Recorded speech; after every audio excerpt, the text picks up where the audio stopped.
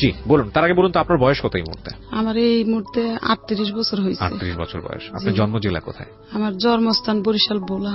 বরিশাল ভোলাতে আপনার জন্মস্থান? আচ্ছা ঠিক আছে, শুরু করেন। আমি ছোটবেলা আমরা 4 বোন 4 ভাই ছিলাম। আমি ছিলাম 4 জনের ছোট। জি। আমার ছোট 2 ভাই 1 বোন, আর আমি 4 জনের ছোট। আচ্ছা। তখন ছোটবেলায় আমার বাবাই মানে একটা দোকান ছিল বাজারে, আমার 2 ভাই আর আমরা 2 বোন মিলে ওই দোকানদারি করতো, চা চু সব কিছু বিক্রি হইতো ওইটার ভিতরে, বড় দোকান। এমনি এমনি পরে বড় 1 বোন বিয়ে হয়েছে, গেছে শ্বশুর বাড়ি। এইভাবে এইভাবে মানে আরেক ভাই বিয়ে করছে, আরেক ভাই ওরা চলে গেছে শ্বশুর বাড়িতে, 2 ভাই গেছে গা। যার পর আমরা ছোট ছোট 2 বোন আর 2 ভাই রাইকা গেছে, ওরা ভিন্ন হয়ে গেছে শ্বশুর বাড়িতে ঘর জামাই। আর বড় বোন বিয়ে হয়েছে বরিশাল, ও বরিশাল থাকতো। আচ্ছা তার আগে আমি একটু ইন্টারাপ্ট করছি, তুমি কি বসে থাকতে পারবা? তোমার কি খারাপ লাগছে বেশি? একটু পানি খাও তো ভালো লাগবে। মানে এমন তো না যে তুমি, ও কি খাওয়া দাওয়া করে এখন ঠিক মতো? কম করে, খাওয়াই দিলে খায়, নাহলে খায় না। ওই ঘটনাটার পরে একটু ওই গভীর থাকে, গম্ভীর থাকে সবসময়। গম্ভীর থাকে সবসময়। ওই যে আয়োরা থানায় নিয়ে। আচ্ছা ঠিক আছে, ওগুলো আমরা বিস্তারিত শুনবো, কি হয়েছে হচ্ছে, কি ধরনের হ্যাসল ওকে পোহাতে হচ্ছে। আমি প্রিয় শ্রোতা, আপনাদেরকে একটা কথা আমি আজকে মানে না বললেই নয়, আমি I am taking a challenge, cause আপনারা শুধু জানেন যে মেয়েটি রেপ হয়েছে বা যে ধর্ষণ করেছে, এই যে ঘটনাগুলো টুকটাক আপনারা জানেন, কিন্তু একটা ঘটনা এরকম ঘটে যাওয়ার পরে এই রেপড একটা মানুষকে বা একটা মেয়েকে এবং একটা কিশোরীকে কিংবা একটা শিশুকে কত ভয়ঙ্কর রকমের সোশ্যাল কমপ্লেক্সিটির মধ্যে ফেলে দেয়, এটা আপনারা আজকেই আমার মনে হয় মিডিয়াতে এত বেশি পরিমাণে রিভিল হবে, এবং এটা আমি খুব সাহসের একটা ভূমিকা রাখছি। সুতরাং আমি সবাইকে অনুরোধ করব যে একদম শেষ পর্যন্ত শোনার জন্য যে আসলে কি ঘটে। আমি তোমাকে রিকোয়েস্ট করব, তুমি তো আমার একদম মানে আমার বয়সে অনেক ছোট, আমার ছোট বোনের মতোই আমি মনে করি তোমাকে। তুমি যদি তোমার খারাপ লাগে, তুমি যদি কিছু খেতে চাও, যেহেতু অনেকক্ষণ ধরে গল্পটা চলবে, 2-2.5 ঘন্টার মতো আমরা গল্পটা প্রচার করবো, হ্যাঁ তুমি একদম আরামসে থাকো, তোমার যদি এখানে ঘুরে স্টুডিও অনেক বড় আছে, হ্যাঁ ঠিক আছে। আচ্ছা আমি ওকে একটু ফ্রি করার চেষ্টা করছি, ও যদি তোমার যদি মনে হয় যে ঠিক আছে তুমি স্টুডিওতে ঘুরে ফিরে বেড়াবো, কোনো সমস্যা নেই। যখন তোমার কিছু বলার হবে, তোমার মন চাইলে বলো, না হলে না বললেও সমস্যা নেই, ঠিক আছে বলেন। তারপরে কি হলো? তারপরে ওই 4 ভাই বোন ওই বাবার ঘরে ফালাই দিছে। আর বড় বোন তো বিয়ে হয়েছে, শ্বশুর বাড়িতে থাকে, আরেক বোনও বিয়ে হয়েছে, শ্বশুর বাড়িতে থাকে। 4 ভাই বোন বাপের ঘরে হালাইছে। 2 বোন আবিয়াতি আর 2 ভাই ছোট ছোট। তখন বাপে 4 জন নিয়ে চলতে পারে না, দোকানও বিক্রি করে লাইছে। দোকানে মানুষে বাকি খেয়ে টাকা দিত না। আমার বাপে পড়ালেখা জানে না তো, খাতার মধ্যে লেখতো দিছি, এগুলো দোকান বিক্রি করে। পরে করতো কি, ওই বড় বোনে করছে কি, ছোট 2 বোন টাকা নিয়ে আসছে, ছোট ছোট হিসেবে। আমি 8 বছর, ওইটা একটু ছোট। বলে যে আমার সংসার, আমার সন্তান নাই তো, ওগুলোকে বড় করি। এভাবে নিয়ে আসছে, নিয়ে আস্তে আস্তে একটু বড় হয়েছি। পরে আবার আমার আম্মা নিয়ে গেছে আমাদের দুনো বোনদের দেশে, নিয়ে গেছে। দেশে থাকি, ওই বাবা যা আনে তাই খাই। বাবা এবার ওই মাছের নৌকা ছিল, নৌকায় যাইতো, নৌকায় যে মানুষের নৌকায় কাজ করতো, মাছ পাইতো, ইলিশ মাছটা সেগুলো ধরতো। ওইভাবে ওইভাবে সংসার চলতে চলতে চলতে বাড়ি ছিল বড়, তো বাড়ির ভিতরে গাছ গাছালি লাগাইতো, সুগারি গাছ। আমার বাবার আবার একটা জিনিস আছিল কি, গাছ পছন্দ করতো, খালি গাছই লাগাইতো। সেভাবে গাছের সুগারি বিক্রি করতো, তারপর সবজি টবজি করতো, অনেক পদের এগুলা বাজারে বিক্রি করতে পারে। তাই আমার বোন ঢাকা থাকে, বলে যে আমি এইটারে নিয়ে যাব। তাই নিয়ে আসছে বেড়াইতে। আসার পরে যে বাড়িতে ভাড়া থাকে, এই বাড়ি ওদের পোলা, পালক পোলা বলে। পালক পোলা বলছে, প্রথম বলছে ওদের পোলা পালক, ছোটকালে পালক আনছে। 2 ওয়াইফ 3টে বাড়িও 3-4টা। তা পালক পোলা এখন হঠাৎ করে আমার বোনের প্রস্তাব দিছে। আসছি আর 2 মাস পরে প্রস্তাব দিছে। আমার বোনে বলে যে না, ওই ছেলে না, ওনার বয়স হইব 35 বয়স আমার হাজবেন্ডের, আর আমার 12 বছর। বোঝেন মানে তখনও তো হাজবেন্ড হয়নি? না না না, তখন আপনার 12 বছর বয়স। ওনারও আগে বলে বিবাহ করছিল। ওই হিরোন খাইছে, পরে ওই ওয়াইফ চলে গেছে 2 সন্তান নিয়ে। এগুলো আমাদের কাছে মানে কিছু মানে আমরা জানিও না, কিছু না। তখন ওই 1 সন্তান মারা গেছে, 1 সন্তান বলে ওর মার কাছে আছে। ও আবার ঢাকায় মেয়ে ছিল, ওর স্বামী বাগ থাকতো ওই মেয়েটা। এখন আমার বোনে ভয়তে ঘর ছেড়া দিছে যে আমরা চলে যাবো অন্য জায়গা, তাহলে আর নিতে পারবো না। রুম ছাড়ার কথা শুনে ওনারা চাল খাটাইছে যে এখন তো চলে যাবো এখান থেকে, মেয়ে তো আমরা পাবো না, আমাদের সার্থকের লাগে মেয়ের বিয়ে করার লাগবেই। তখন হঠাৎ করে আমার মানে নিয়ে যাইল আমার বোনের ঘরেতে না, তার ঘরে আমি বসে বসে খেলতেছি, তার বাচ্চার লাগে। তো বলে যে আসো এদিকে, ডাইকা নিল নিয়া। আর এই কয়দিন আমার মানে অনেক পরামর্শ দিছে যে তোমার ভালো হইব, আমাদের বাড়ি দেখো কত বড়, তুমি আমাদের কাছে থাকবা, আমি তোমার আদর করবো, এরকম বলতো টলতো। তাই আমি অত মানে করতাম না। তারপরে হঠাৎ করে আমার কে কি নিয়ে গেল ওদের ঘরে নিয়ে হলুদ টলুদ বাটে বাইটা টুইটা আমার শরীরে দেয়তে। এখন আমার বই নাইসা আমার রাগারাই করতেছে, পানি পরাই না খাওয়াইতেছে যে তাবিজ করছে তারা নাকি। পানি পরা কোনো কাজ হয় না, মানে আমি হও কই না নাও কই না, তারা আমার হলুদ মলুদ দিতেছে, দিয়া টিয়া সুন্দর গোসল মোসল করে। তাদের আরেকটা বাড়ি আছে অন্য দূরে, ওই বাড়িতে নিয়ে গেছে, নিয়ে কাজী ডাইকা বিবাহ পড়াইতেছে। মানে আমার ওই আপনার গার্ডিয়ানের পারমিশন ছাড়া গার্জিয়ানের মাথা ফাটালাইছে, আবার আমার বোনের মাথা ফাটালাইছে, বিবাহ পড়াইতেছে। বোনের জামে আবার চাকরি করতেছি অফিসে, তখন মাথা ফাটালাইছে। আমার বোনে তো মাথা বেন্ডিস বেন্ডিস নিয়ে চুপ করে বসে রয়েছে, আর যায় নেই। তখন ওনারা গার্জিয়ান ছাড়া নিয়ে বিবাহ পড়াইছে। বিবাহ পড়াইছে, আমার এই কবুল কইতে বইছে, আমি 3 বার কবুল কইছি, এতটুকু জানি। আইসা এখন আমার বোনের সালাম করতে গেছি, সালাম দিতে গেছি, পর আমার বোন একটা লাফ দিয়ে মারছে 2টা, যে এই আমার কাছে আসবি না তুই, যা যা, যারা তোর বুদ্ধি দিছে। আপনার নিজেরও কি ইচ্ছা ছিল? না, আমি কিছুই বুঝতাম না, না যে বিয়া কি জিনিস সেটাই বুঝতাম না। আর ওরা আমার কি করতেছে আমি নিজেও বুঝতাম না, ওরা কি করছে আমার আমিও নিজেও জানি না। তখন লাত্তি দিচ্ছে, চলে আইসি ওই শাশুড়ির কাছে। শাশুড়ির কাছে চলে আইসা এখন বলি যে আমার বোনে তো আমার জায়গা দিব না রুমে, বলে যে তুমি আমার রুমে থাকো, পরে একটা বাড়াইটা যে লেগে ওই রুমরা তোমাদেরকে দিব বইলা। পরে আমি ওই রুমে ঘুমাইছি, পরে 15 দিন পরে একটা রুম খালি হয়েছে, বাড়াইটা চলে গেছে। পরে এই রুমটার ভিতরে একটা চৌকি আর একটা ফ্যান আমার শাশুড়ি কিনা আমার ওই ঘরটা দিচ্ছে, আর কিছু হান্ডি পাতি, বলে যে সংসার করো। এই 15 দিন পরে স্বামীর সাথে মানে এখন এক ঘরে থাকবো, এই প্রথম জি। আর এই 15 দিন ওই শাশুড়ির কাছে ঘুমাই। তো এই 15 দিন এখন আমার বোনের রুম ছাইয়া চলে গেছে এখান থেকে। এখন ওই শাশুড়ি ঘরটার দিছে, ওদের সব কাজ করি টরি, ওনাদের কাজ করি সকাল থেকে সারাদিন, ওদের লগে খাই, খাইতে খাইতে পরে বলে যে তোমরা আলাদা রাইন্দা খাও। তখন আমি আলাদাই আমার হাজবেন্ড নিয়ে রাইন্দা ওই ওদিনকে ঘরে দিছে। পরে রাত্রে দেখি কি ডুইলা ডেলে আসছে লোকটা। আচ্ছা, তারপরে রাত্রে উনিও ঘুমাইছে আমিও ঘুমাইছি, সকাল উঠছি। এখন শাশুড়ির কাছে গেছি, বলছি, শাশুড়ি পরে কয় কি তুমি পেশু সইসা আসো ওই নাস্তা খাইতে। তখন নাস্তা খাইছি, খাইতে খাইতে এমনি সংসার করতে করতে 1 মাস মানে হইয়া গেছে। পরে বাবু পেট হইছে। আচ্ছা, হইছে পরে বমি করি, তো বুঝতাম না যে 1 মাসের মধ্যেই। 1 মাস। আপনার বয়স তখন কত? তখন ধরেন 10-11 বছর। 12 বছর বিয়ে হয়েছে, আর 1 মাস পরে বমি হইতেছে। ওই লোকটার বয়স বেশি না, ওনার 35 মতন বয়স। ওনার তো সতর্ক হওয়া উচিত ছিল। ঠিক আছে, বলেন। না, শাশুড়িরে তো সতর্ক করে নাই, তারাই তো কিছু কইরা বোঝায় নেই আমারে কিছু। আপনি তো কিছু বিষয়টা বুঝতেনই না? না, তখন মানে বুঝতামই না যে বাচ্চা হইলে আমার ক্ষতি হইব কি ভালো মন্দ। তখন বোন বুঝতে পারছে যে বমি করে কেন। তখন বোন বললো যে আমার কাছে একটু আসবি তুই, মানে দূরের থেকে বোন আদর করে, দূরের থেকে বলছে আমার কাছে একটু আসবি। আমি বলি কেন, বলে আসে দিকে গেছি। পরে একটা কাঁচা আনারস নিয়ে কাইটা খাওয়াইছে, এটা আবার আরেকটা বাড়াইটা দিয়ে খেলাইছে। দেখে শাশুড়ির কাছে বইলা দিছে, শাশুড়ি হাজবেন্ডের কাছে বইলা দিছে। তো রাইতের বেলা ওই নিশা খাইয়া আমার বোনের পুরা কাপড় চোপড় মাথায় উঠাইয়া বকাবকি স্টার্ট লাগাইছে। ওকে, আমরা এখান থেকে ফিরবো প্রিয় শ্রোতা, একটা ছোট্ট বিরতি নিচ্ছি। আপনারা শুনছেন প্রাণ মিস্টার ম্যাঙ্গো ক্যান্ডি প্রেজেন্টস জীবন গল্প। আমি আরজি কিবরিয়া আপনার সঙ্গে রয়েছি। এখানে আমি একটা কথা অবশ্যই আপনাদেরকে প্রথমে বলেছি, আবারও বলছি, আজকে মূলত 10 থেকে 11 বছরের আসমার একটা কন্যা সন্তান, সে ভিকটিম, সে রেপড, তাকে নিয়ে স্টুডিওতে সে এসছে, এবং এটা হয়েছে 2018 সালের নভেম্বরের 8 তারিখে। এরপরে ওখানকার স্থানীয় পত্রিকা এসছে, একটি টেলিভিশন এটা নিয়ে রিপোর্টও হয়েছে। বিষয়টি এখন মামলাধীন অবস্থায় আছে। আমরা এই অবস্থাতে ওনার জীবন গল্পের যেই পার্টে ওনার এই শাশুড়ি এসে বকাবকি করছে, বা আপনার হাজবেন্ড? হ্যাঁ, শাশুড়ি এসে বকাবকি করছে, হাজবেন্ড আমার বোনের বকাবকি করছে, তাই আমার বোন সইরা চলে গেছে। এখন এমনি বাচ্চা পেড়ে 9 মাস হয়েছে। তখন মানে আমার বাচ্চা হইব আজকে ডেলিভারি, শাশুড়িরা দায়টাই নিয়ে আসছে, নিয়ে এসে শাশুড়ি। আপনি বাড়ির সঙ্গে যোগাযোগ করেন? না, আমার বাবা মা কেউ আসে নাই, কেউ জানার পরেও আসেনি? না, কেউ আসে নাই। তখন দায় আনছে, ওই সারা রাত আমার শাশুড়ি আমার কাছে ছিল, আর একটা বাড়াইটা এরকম মানে থাকবো ওরকম প্রস্তুতি নিচ্ছে তারা। তখন একটা বাড়াইটা ছিল ভালো। কোন এলাকার ঘটনা এটা? এটা আমি দোলাইপাড় থাকতাম তখন। দোলাইপাড়, ঢাকার দোলাইপাড়? ঢাকা দোলাইপাড়। ওনাদের নিজেদের বাড়ি? ওনাদের নিজের বাড়ি। আমি তো ওনাদের পালক ছেলের বউ, ওদের না পালক ছেলের বউ ছিলেন আপনি। আচ্ছা, তারপরে? হ্যাঁ, তারপরে আমার প্রথম সন্তানই কি সেই সন্তান? ওই হচ্ছে সে, মানে বড় মেয়েটা? আরেক ছেলে। ও, আরেক ছেলে আছে আপনার? তাকে নিয়ে আসেননি এখানে? ওর বয়স কত? ও এখন বড় হয়েছে, বিবাহ করছে, 21 বছর হয়েছে। ও ছেলের। ওই 21 বছরের ছেলে আমাদের সাথে সম্পর্ক নাই। আচ্ছা ঠিক আছে, সে গল্প হয়তো ধারাবাহিক ভাবে আসবে।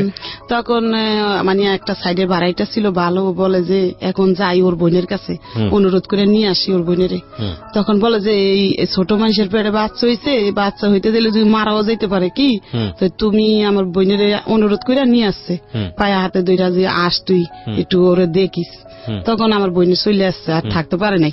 আচ্ছা, আইসা সারা রাতে আমার সাথে ই করছে, সকালবেলা আমার ওই ছেলে বাচ্চা হয়েছে।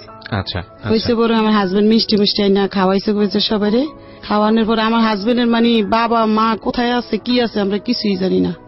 আসল বাবা মা নাই বলছে ওনারা, কোনো ভাই বোনও নাই মনে হয়, এরকম কেউই নাই মনে হয়, এরকম জানি।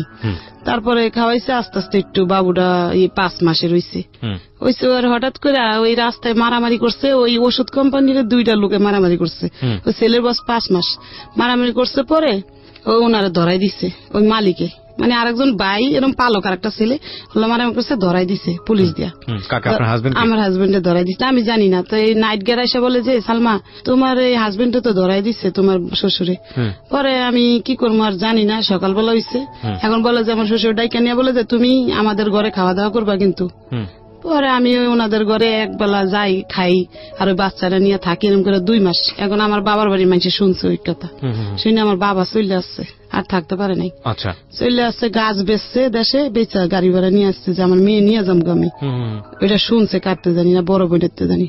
পরে আসছে, পরে এরা যাইতে দিব না, যে না ওর স্বামী নাই, ওর দেওয়া যাবে না, মানে এত ফাঁসান দেয় নাই। তখন আর আমার বাবা ফিরত চলে গেছে। তো পরে আমার শ্বশুরে একটা লোক দিয়ে জেলখানায় পাঠাইছে যে তোমার হাজবেন্ডের দিকে আসো। তখন আমি গেছি, আর আমার হাজবেন্ড মানে আমি কই চলে যাম গা, আর এর ভাত খাম না, অনেক মাইর ধরেও করতো। পরে আমি কি চলে যাম গা, না না বোন তুই যাইস না, আমি সারা পাইলে তারপরে তোর নিয়ে তোর বাবার বাড়িতে যাম। এটা আপনার বলছে আমার হাজবেন্ড বলে জেলখানার ওই খাঁচা দুইটা। হ্যাঁ, পরে আমি কই থাক, লোকটা হাজার বাবা মানাই এতিম, এই খারাপ হইলো তো এমনি খাওয়ার খাদ্য দিত আমারে, মানে বাজার কোনটা বাদ রাখতো না। আমি একটা জিনিস বুঝতে পারছি যে ওই বাড়িতে মূলত ওই ছেলেটার সঙ্গে আপনাকে বিয়ে দিয়েছিল যাতে বাড়ির কাজকর্ম আপনাকে দিয়ে করানো যায়, ওই পালক ছেলেকে। কিন্তু ওই লোকটা আমার হাজবেন্ড কেমন, মানে নিশা খাইতো রাইত হইলে, দিন হইলে ভালো থাকতো। আচ্ছা, রাইতে মদও খাইতো, আর গাঁজা সিগারেট বইরা ওগুলা ঘরে বসে বসে খাইতো। এমনি এমনি করতে করতে ওই ছেলেটা একটু হাঁটিন্য হইছে। পরে এর কয়েক বছর আবার বাচ্চা বেড়ে গেছে, তারা কোনো ব্যবস্থা নিতে বলে নাই দেখে আমিও বুঝি নাই। আর আমার বাবা আমার ফ্যামিলিও ব্যবস্থা নিতে বলে নাই। আবার বাচ্চা পেট হয়ে গেছে, ওই এই যে মেয়েটা পেট হয়েছে। হ্যাঁ, মেয়েটা পেট হয়েছে। আরে প্রতিদিন পর্যন্ত রাত্রে হইলে নিশা খাইয়া না অনেক অত্যাচার করতো। পরে করতাম কি জানেন, মানুষের ঘরে যাই আর রাত্রে পলাই থাকতাম, মানুষের ঘরে পলাইতাম, চুপ করে বসে থাকতাম, ওই হামতাম কইরা টইরা শুয়া পড়তো যে তখন ঘরে যাই চুপ করে শুয়ে থাকতাম। পরে এতই খারাপ ছিল, রাত্রে হইলে কি করতো পেশাব করে দিত বিছনার ভিতরে, প্রতিদিন দিত। ও জানে, ও দেখছে বড় হইয়া, প্রতিদিন পেশাব করে দিত। জানি না, ওই মদ খাইতো, প্রচুর খাওয়া খাইতো, একবার কাপড় মাথা উড়াইতো, রাস্তা দিয়ে মানুষের বক্তে বক্তে আসতো। কিন্তু কোন মহল্লার মানুষে ওরে কিছু কইতো না, কইতো পাগল থাক কিছু। কোন বাড়িওয়ালা দেখলো কইতো সালাম মান কি দিত লোকটারে, মানে ওরে সালাম দিত হেরা উল্টা, মানে একটু পাগল টাগল ছিল বসে।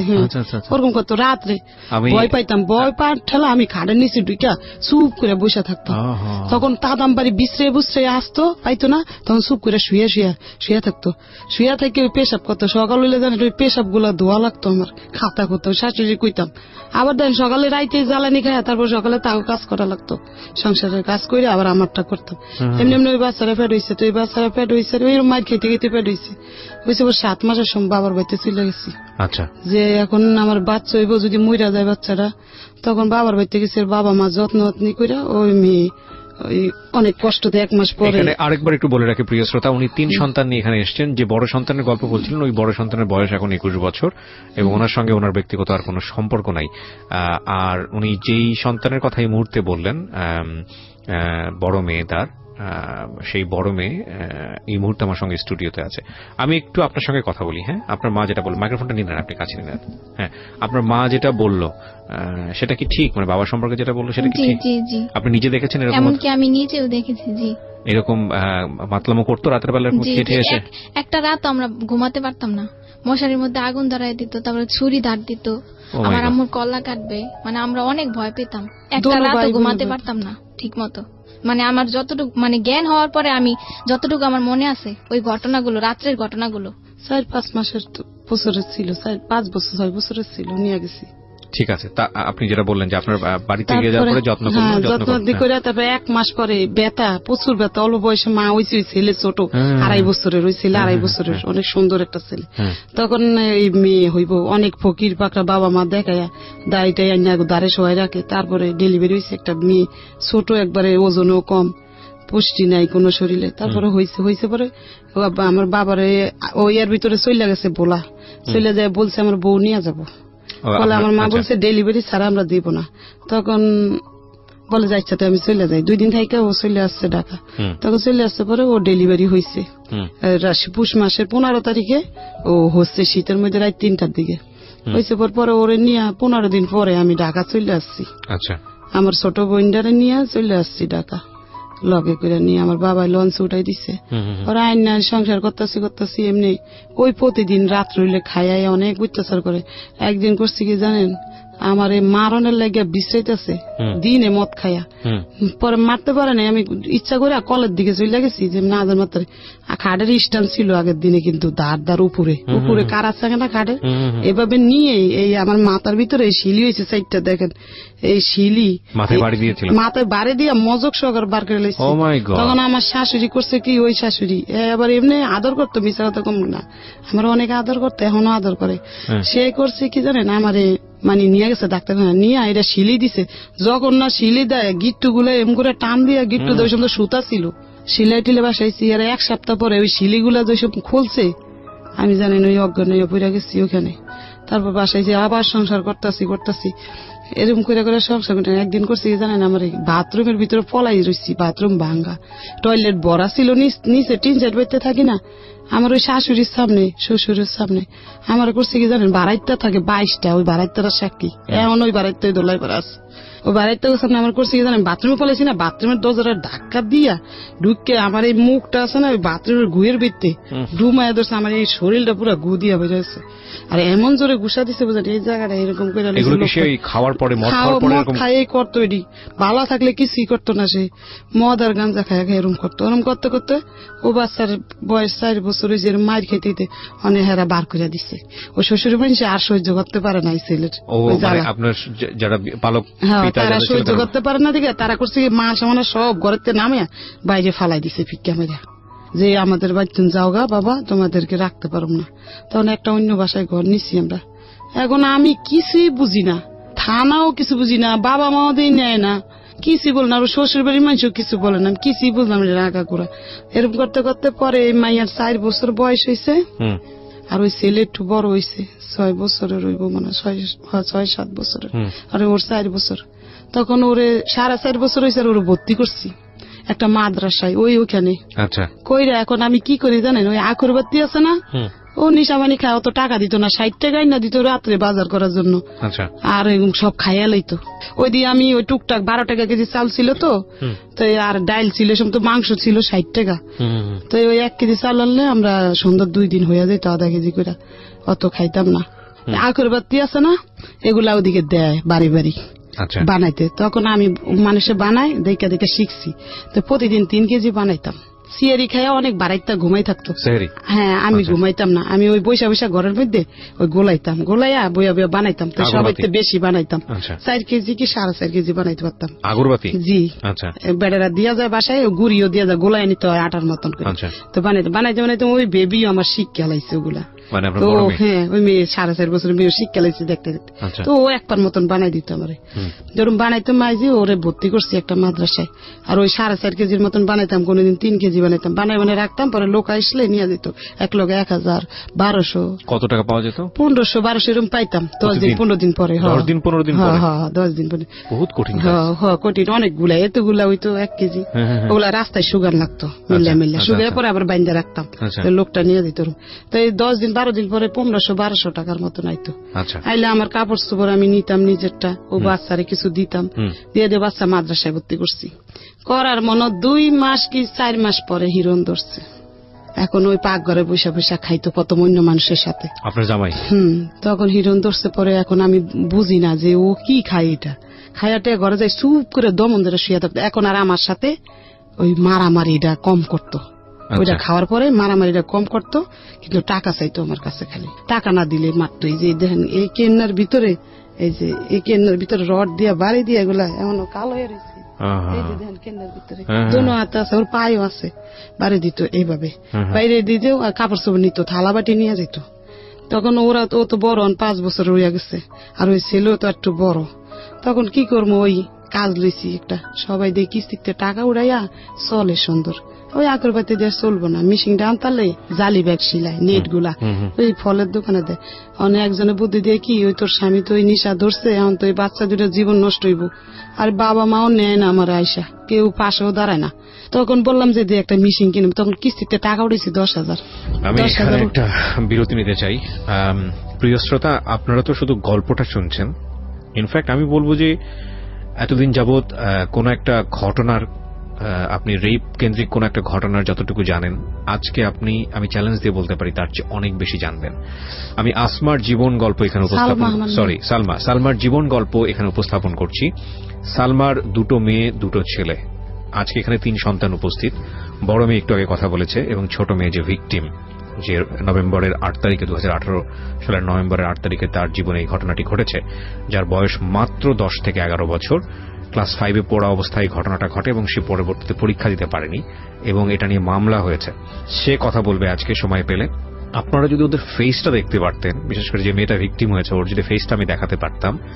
আমি দেখাতে পারবো না, কারণ সামাজিকতার জায়গাটা থেকে আমাদের সমাজের কিছু সীমাবদ্ধতা আছে। আমিও নিজেও কখনো দেখিনি, টু বি অনেস্ট। আমি এত জীবন গল্প প্রচার করেছি রেডিওতে, এত ভয়ানক রকমের জীবন গল্প প্রচার করেছি, এত এক্সট্রিম লেভেলের, কিন্তু আমি কখনোই এই ধরনের সিচুয়েশন ফেস করিনি। আজকে শেষ পর্যন্ত শুনবেন আশা করছি, ধৈর্য ধরে শোনা উচিত, কারণ আমি বিশ্বাস করি প্রত্যেকটা মানুষের মধ্যে একটা করে পশু বিরাজ করে, এবং সেই পশুটা যদি কোনো কারণে শক্তিশালী হয়ে অ্যাক্টিভ হয়ে যায়, তাহলে ওই মানুষের দ্বারা ভয়ানক রকম কাজ সম্ভব।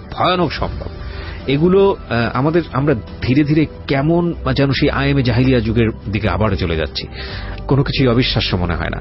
তবে আমি বিশ্বাস করি এই ঘটনাটা যারা আজকে আগাগোড়া শুনবেন, তারা নিশ্চয়ই এই কালমা। তারপরে আমি একটা সেলাই মেশিন কিনে কিস্তির টাকা 4বার টাকা জমা দিলে ওরা টাকা দেয় 10,000, ওই সুতলাপুর এই কিস্তির অভিশক্তি। তখন 10,000 টাকা উড়াই একটা সেলাই মেশিন কিনে যায় সদরঘাট থেকে, কিনে ওই নেট ব্যাগ গুলো এখন সিলাই 100 সিলাইলে আপনার 10 টাকা। এরকম প্রতিদিন 1000 সিলাইতে হইব, পাও দিয়া তোর 1000 সিলাইতে পারব না। তখন একটা মোটর কিনা নিলাম 500 টাকা দিয়া, কিনা লাগাইয়া এখন সিলাই আমি, ও বাস করে। আর ওই ছেলে পড়ে না, ক্লাস 1-এ ভর্তি করছি, 2 উঠছে, পড়ালেখা করতেছে না, খালি খেয়ালে বাচ্চা কাচ্চার লগে, ওই বাবার মতন, বুঝছেন, খেয়ালে খেলতেছে না। আর ও মেয়ে পড়ে মাদ্রাসায়, তখন মাদ্রাসায় পড়তে পড়তে ওরম নিশা খায়, এলাকার সবাই ওরে চিনে। কে নিশা খায়? ওই হাজবেন্ড খায় নিশা। এলাকার সবাই চিনে, ওর ছোটতে এই এলাকা 5 বছর। হ্যাঁ, চিনলে তখন চিনে এটা তার মেয়ে। ওর মাদ্রাসায় মানুষের খারাপ কথা বলে।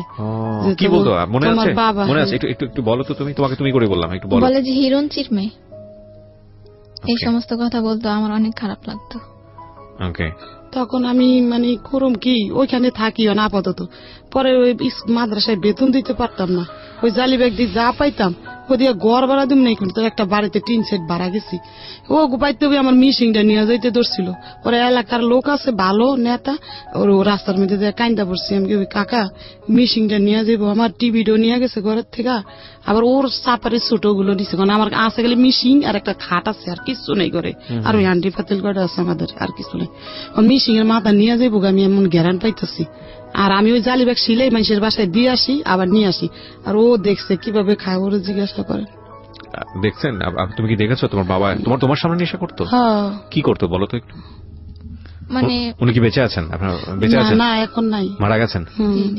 আল্লাহ তাকে ক্ষমা করুক। আমি মৃত ব্যক্তি সম্পর্কে কখনোই এরকম কিছু বলাটা প্রয়োজন না এবং উচিত না। আমি তবুও বলি, একটা মানুষ যে কর্মটা রেখে যায় দুনিয়াতে, সেটাই মনে করে। তবে আমি তার জন্য দোয়া করি অন্তর থেকে যে আপনাকে আল্লাহ নিশ্চয়ই ক্ষমা করুক, আমি এটুকু বলতে চাই। তবে আজকে আমি গল্পের প্রেক্ষাপটে আমি ঘটনাগুলো তুলে নিয়ে আসছি, ওনাকে আমি অ্যাকিউজ করছি না। কারণ আমি বিশ্বাস করি, মনে প্রাণে বিশ্বাস করি যে ওই মানুষটাকে যদি আজকে আমি আমার এই অনুষ্ঠানে আনতে পারতাম, তিনি তার সমস্ত খারাপ কাজের পেছনে হয়তো কোনো যুক্তি দাঁড় করাতেন। তো সেটা তো সম্ভব নয়, কিন্তু যে কোনো কাজই আমরা করি না কোনো, পরিবারের সদস্যদের উপর সেটার একটা ভয়াবহ ইম্প্যাক্ট পড়ে, যেটা পড়েছে, এবং যে কারণেই কিন্তু আজকে ওরা স্টুডিওতে। হ্যাঁ, কি হতো একটু বলো তো। মানে ঘরের মধ্যে মোম জ্বালাতো, হ্যাঁ, মোম জ্বালিয়ে পয়সা দিয়ে মানে মুখ দিয়ে কি যেন একটা। তুমি তোমার বাবাকে বলতে না যে বাবা এটা করো না? আমি আমার বাবাকে অনেক ভয় পেতাম, কারণ আমার বাবা সবসময় আমি দেখেছি যে আমার বাবা শুধু মানে মারামারি করে, আমার আম্মুর উপর অনেক অত্যাচার করে। আচ্ছা, এই যে আমি আমার আম্মুকে মারলে আমি আমার বাবার পা ধরতাম যে মেরো না, আমার মাকে মেরো না। মানে উনি ছুরি দাঁড় দিত ঘরের মধ্যে, মশারির মধ্যে ম্যাচের মানে আগুন মানে ধরিয়ে দিবে, এই পর্যায়ে মানে বাড়াইতে ডাইকে আনতাম, বাড়াইতে পরে থামাইতো, ছুরি ধার দিত, অনেক বড় বড় ছুরি ধার দিত উনি। খুঁড় নিত, জবা করবো রাত বেলা মানুষের ঘরে হাত তুলতো না, আমার গায়ে হাত তুলতো, শুধু আমার মার গায়ে হাত তুলতো। তোমার সাথে কেমন ব্যবহার করতো বাবা হিসেবে? দিনের বেলা ভালো থাকতো, কিন্তু রাত্রে তো ভয়তে তো এক কোনায় থাকতো, দুই বাচ্চা মশারির কোনায় বসে থাকতো দুজনে, মানে বড় ভাই আরো। তখন তো এই যে আপনার না, এই সংসার তো আমার অনেক পরে হয়েছে। ঠিক আছে, বলেন। তখন এই এরকম করতে করতে পরে হঠাৎ করে এখন মিশিং দিয়ে আছে, ওই লোকটার বললাম, তখন ওই লোকটার বাড়ি লিরে বলছে যে ওর হাজবেন্ড রে এখান থেকে বার করে দিতেছি, আর এখানে আসবো না, জায়গা দেব না। তখন আমি ও গেছে কাজে, আমি চুপে বাড়ির সাথে শেয়ার করে রুমটা ছাইড়া দিছি, দিয়ে আমার দুই বাচ্চা নিয়ে একটু দূরে চলে গেছি আমি, ওখানে বাসা নিছি, নিয়ে ওখানে থাকি। ও কে ভাবে জানি গেরান পাইছে, ওখানে চলে গেছে। যায় আমি দরজা খুলি নেই, জানলা দিয়ে বলে যে আমার প্লেট দে, আমার বালিশ দে। তখন আমি জানলা দিয়ে প্লেট দিছি, বালিশ দিয়ে দিছি। আমার হাত ধরে এইভাবে মোচড় দিছে, হওয়ার মতন না, মানে জানলা দিয়ে পারে না, আমার মারবো এখন আইসি কে ওর সঙ্গে। তখন আমি দিয়ে দিছি, ওরা বড় মাদ্রাসায় যায় আসে, এখন ওরে কোথায় রাখবো আমি, এখন কই যাব না যাব। ওরা কি দেয় জানেন, বাড়িওয়ালার ভাড়া দিতে পারি না দেখে মিশিংটা বিক্রি করে লাইছি, এখন দিয়ে মিশিংটা দিয়ে কাজ করে খাইতাম। গেছিলাম মোহাম্মদপুর, বড় ভাই থাকে, বড় ভাইয়ের কাছে গেছি টাকার লাগিয়া। বড় ভাই বলে যে তুই আর কয়দিন পরে আইলে আমি কিছু দিতাম, তো তোর বাবির লেগে দেশে টাকা পাঠাই দিছি, এখন তো আমি দিতে পারম না বোন। তো চলে আইসি। মেজো বোনে এই সময় একটা ব্যাংকে চাকরি করতো, মেজো বোনের কাছে কইলাম, কয় কি আমার ব্যাংকে টাকা থুইছি, উঠান যাব না, মানে দিব না। আর ওই বড় বোন ওই থাকে হইলো শ্বশুর বাড়িতে বরিশাল, এখন আর ঢাকা থাকে না, যে ওর কাছে যে চামু কিছু। তারপরে ও হঠাৎ করে ঢাকা আসছে, আসছে পর ও বলে যে আমাদের বাসায় এসে খাইস। তো কয়দিন খাম, ওদের বাসা দুইটা বাচ্চা লিয়ে, বোঝেন ওরা তো বাচ্চা কাচ্চা আছে, স্বামী আছে, ওরও 3-4টা বাচ্চা হয়ে গেছে। তখন এই মেয়েরে বললাম কি তুই ওই তোর দাদি গো বাড়তে একটু থাক, আমি দিই আমার বোন ছোট বোনের লগে যে থাকা কাজ কাম কিছু করতে পারিনি, কইয়া মিশিংটা বিক্রি করে বাড়িওয়ালার ভাড়া দিয়ে দিছি। দিয়া এখন 4 দিন ধরে আমাদের ঘরে একটা টাকাও নাই, আমি কিছু করতেও পারতেছি না। কাজের লেগে যাত্রা বাড়ি যাই যে ঘুরি গার্মিসে, কিন্তু নিতে চাই। আমার এমন করতে করতে বুঝেন একটা স্যান্ডেলও নাই আমার পায়ে, এই খালি পায়ে যাত্রা বাড়ি গেছি, আবার আইসি। শুনেন, আইসা 3টা বাড়াইতার কাছে বলছি, বাড়াইতারা অনেক বড় লোক, আর একটা কেমন ওই যে শ্বশুরের মাইয়া, আরো বড় লোক, বুঝুন বাড়িওয়ালা। কইছি কি আমার একটা জুতা থাকলে দেও, আমি খালি পায়ে হাঁটতেই না, ঠোসকা করে আছে পায়ের মধ্যে, হাঁটতে গার্মিসে টোকাই কাজ, তো বাচ্চা দুটা রেখা। তখন ওনারা জুতা দেয়নি, তখন আইসা ওই যে শাশুড়ি বিয়া করছে তার কাছে চাইছি। তার আবার কষ্ট বুঝেন, তার স্বামীও তার খরচ বাদি জানা, সে একটা বাড়িতে ভাড়া থাকে, তার বাড়িঘর ভাঙ্গা, 3-4 বাড়ি ভাঙ্গা লাগছে। তখন সে কি করবো, তার মেয়ে কলেজে পড়ে, তার মেয়ের একটা পুরান জুতা কয়টা নিয়ে আসিলে লগা, তখন ওই জুতাটা নিয়ে একটু মুসি দিয়ে সিলাই, ওটা পিন্দা যাত্রা বাড়ি একটা মিক্সি শিলানের ওই জায়গায় কাজ নিছি। ও টাকা দিব মাস শেষ হইলে, ডেলির টাকা দিব না। 4 দিন ধরে ও বাচ্চা দুইটা না খাইয়া জানেন কান্না করতেছে, ওরা নাকে একটা চুঙ্গি ছিল, ওইটা জুতা বিক্রি করে। ওনার আবার আমার আবিয়াতি কালেতে চিনে, ওই এলাকায় থাকে। তারপর বিয়ের আগে তো ঘরে যাইতাম খেলতে খুলতে, হ্যার ছেলের লাগে তো হেরা চিনে। আমি কই কি নিজামের আম্মু আমার নাকের চুঙ্গিটা রেখে আমার কটা টাকা দাও। কয় কি কে, আমি কি ওই 2 বাচ্চা না খায়া মরতাছে, ও তো জানে ও মুখের বউ, আমি সব চিনি, আমার হাজবেন্ড সবাই। বলে তারা পানি বাঁচছিল, ওইটা দিছে, 2 বাচ্চারে খাওয়াইছি। আমার বলে তুই খা, আমি না আপা আমার পেটে বাদ যায় না, আমি খাম না। আর ও তো হিরোন খাইয়া খাই রাস্তা ঘুরতেছে। পরে করছি কি নাকের চুঙ্গিটা তাদের কাছে বেচছি 200 টাকা, বেচছে ওই চাউল পাত বাজার ভাত না কয়দিন খাইছি। খাইয়া ওই যে আগে তো উঠে না কাপড় টাপড় ছিল, আমার ঘরে কাপড় পরতাম, তো এই 3-4টা কাপড় ছিল, আর একটা রেডিও ছিল ঘরে, ওটা দেয়নি ওই হিরোন ছিল। আমি ওই রেডিওটা বিক্রি করছি একজন তারে, বেচছে আবার কয়দিন চলছি। এরকম কথা তুমি মাস্টার বেতন পাবো, মানে এই মাসটা এমনি চলতেছি। আর আবার 4টা কাপড় ছিল, কাপড় 4টাও বেচছি, বেচে এমনি এমনি করছি। ওইটা দিয়ে কি বেতন পাবো, মাস শেষ কি এমনি চলুম চলতে ঘরের জিনিসপত্র সব ওই বাড়িওয়ালারে দিয়ে দিছি। যেমন আমি ঘর ভাড়া বাজাইলে তো আমি দিতে পারবো না, দিয়ে আমার ছোট বোনের কাছে গেছি গা। আর ও মাইয়া ওই দাদির কাছে দিছি মাদ্রাসা হেদের বাড়ির কাছে। আর ছোট বোনের কাছে যেমন 2 মাস জায়গা থাই, ওই মাইয়া ওদের কাছে থাকে, ওরা যা দা খায় থাকে। আর ওই ছেলেও ওদের কাছে, দোনোটা ওই শাশুড়িরা নিছে দায়িত্ব যে কয়দিন থাকুক তুমি নিজের পায়ে দাঁড়ায় পরে নিয়ে যাও। তো এইভাবে থাকতে থাকতে পরে বড় বোন বলে যে এরকম করে চলবি কয়দিন, তো আমার কাছে এসে থাক। তখন ওর সামনে একটা রুম নিয়ে দিছে, দিয়া বলে যে তুই এখানে থাকি একটা কাজ কাম করে ওরা আমি দেখুম, তুই চলিস। এইভাবে করতে করতে পরে ওই মেয়েটারে আর ভর্তি করতে পারিনি ওইখানে যায়া। এখন ওই মাদ্রাসাতে মানুষের খারাপ কথা বলে, আবার হুজুরা বলে যে তুমি বেতন নিয়ে আসো না বলে দেখে ও পড়ার থেকে নিয়ে গেছি, নিয়ে ওই বোনের কাছে থাকি। তখন ওইখানে বোনে ভর্তি করে দিছি স্কুলে, স্কুল ড্রেস বানাই দিছে বড় বোনে। তো বড় বোনটা একটু আদর করতো, তো এই বড় বোনের কাছাকাছি রাখছে, রাখতে রাখতে ওই বড় বোনের জামাই তো পিছলইছে যে ওর আমার সাথে মানে দুষ্টামি করতে চায়, ওর মানে বেকায়দা শৈলে মিলে স্পর্শ করতে চায়। ওর 3 সন্তান, 3 সন্তান, ছোট ছোট আর বেশি বড় না। তখন বোনেরা বলি নেই এরকম যে কয়টয় বলে যে চুপে বলে রাস্তায় তুই আমার কাছে বিপদ বললে আমি কন্ট্রাক্টদারি করে পয়সাও ভালো কামাই, টাকা বোঝান প্রতিদিন অনেক টাকা আনে, কিন্তু আমি আমার বোনের কাছে শেয়ার করিনি, আজ পর্যন্ত বলিনি এই কথাগুলো, আজকে প্রথম বলতেছি। তখন বলি যে না এনে থাকলে আবার বোনের ঘরও দেখি মারামারি করে হাসবেন, বাচ্চাগুলো মারে, বোনেরও মারে, বলে যে না এনে থাকুম না। তখন ওইখান থেকে সইরা আলাদা একটা বাসা নিছি, 3 সাইড নিয়ে এখন কাজে লাগছি যাত্রাবাড়ি। মেক্সি সেলাই, রেডিমেড মেক্সি 5 টাকা করে পিস দিব। পরে সিলাই পেটিকোট মেক্সি সিলাইতে সিলাইতে ওই টাকাটা দিয়ে ঘর ভাড়া দেই, মাস শেষ ওদের 2টারে খাওয়াই। এর মধ্যে আমার বাবার কাছে বড় বোন ফোন দিছিল যে সালমা কিভাবে খাইবো। বাবা বলে যে ওর কাছে সেলাই মেশিন আছে না, ওইটা দিয়ে খাইতে পারে না, এই কথা বলছে। শুনি না মনে কষ্ট লাগছে বুঝছেন। পরে কই বাবা মাকে দরকার নাই, বাবা বাচ্চা আছে ওই সময়। তখন বাইরে তো আর খোঁজ নেই, আর কেউ নাই খোঁজ নেই। তখন কি করবো, ওই জায়গায় বাসা নিয়ে থাকি। হঠাৎ করে আমার এত অসুস্থ হয়ে গেছি কাজ করতে করতে, বুঝেন, বিছনার লগে লেগে গেছি। লাগার পরে ওই 2টা লোক আমার বাবা আবার বোলার থেকে বাড়ি বিক্রি করে নোয়াখালী বাড়ি করছে। করার পরে ওই লোক 2টা আমাদের বাড়ির লোকের এই ক্যান্টনমেন্ট চাকরি করে, আর্মি ক্যান্টনমেন্ট সিপিএল চাকরি করে। তখন ওরা মানে আমাদেরকে চিনে, তাই শুক্রবারে বিকেলে আর্মিকে বন্ধ থাকে, তো ওরা 2জন আমার বোনের বাসায় আসতো, বোনের জামাইয়ের লাগে কথাবার্তা বলতো। আমারে বললো যে তুই কি করস, আমি এরম এরম করি ভাই, কিভাবে চলবো 2টা বাচ্চা নিয়ে। বলে যে তোর ছেলেটারে আমাদেরকে দিয়ে দেয় ক্যান্টনমেন্টের মধ্যে, ও টুকটাক আমাদের সাথে করবো টরবো থাকবো। তো ছেলেটারে ওরা নিয়ে গেছে ভিতরে। তো নিচে পরে 1 দিন 2 দিন ওরকম দেখছে, ওই ওর বাবা দেখছে, দেখে বলে যে একে বলে আমার বোনের ছেলে। মানে আপনার সেকেন্ড হাজবেন্ডের কথা বলছেন আপনি? ওকে, আমার বোনের ছেলে। তখন আপনার প্রথম হাজবেন্ডটা কোথায়? প্রথম হাজবেন্ড ওই রাস্তা রাস্তা ঘুরে খায় টায় নিশা পানি। আপনার সঙ্গে যোগাযোগ নেই? না যোগাযোগ নেই, 2 বছর হয়েছে এখন যোগাযোগ নাই। এখন একদিন দেখছি রাস্তায়, ডিভোর্স হয়নি কিন্তু যোগাযোগ নেই। না ডিভোর্স হয়নি, আর ওর সাথে আমার কাবিনও হয়নি, এমনি বিবাহ দিচ্ছে, মানে মৌখিক ভাবে দিচ্ছে তারা। তখন ও একদিন দেখছি রাস্তায়, দেখছি নাক মুখ একবার ফুলা, পাওয়াত ফুলা প্রচুর। আমার বড় বোনের জামাইয়ের কাছে যায় কইতাছে দুলা ভাই আমি 3 দিন ধরে খাই নাই, আমার কটা ভাত দাও। তো আমার বোনের হোটেলে নিয়ে বলে ভাত বুত খাওয়াই পাঠাই দিচ্ছে। আমাদেরকে অনেক বিশ্রায়, সে পায় না, তন্ন তন্ন করে পাইলে তো আমাদের মারবো। হ্যাঁ, তো পায় না দেখে ও বিশ্রায় দিচ্ছে, ওই দোলাইফার ফুইরা থাকে, রাস্তাঘাটে ফুইয়া থাকে, আর মানুষের ওইটা চুরি করে। তখন ওই ঘর নিয়ে থাকি ওই লোকটা বলছে যে তো চল একদিন তোর বোনেরে দেখতে যাবো। তো আমারে দেখতে আসছে, দেখতে আসছে, একদিন দেখছে, দেখে চলে গেছে। গিয়া ওনার রেশন পাইতো 20 কেজি চাউল আর 15 কেজি আটা।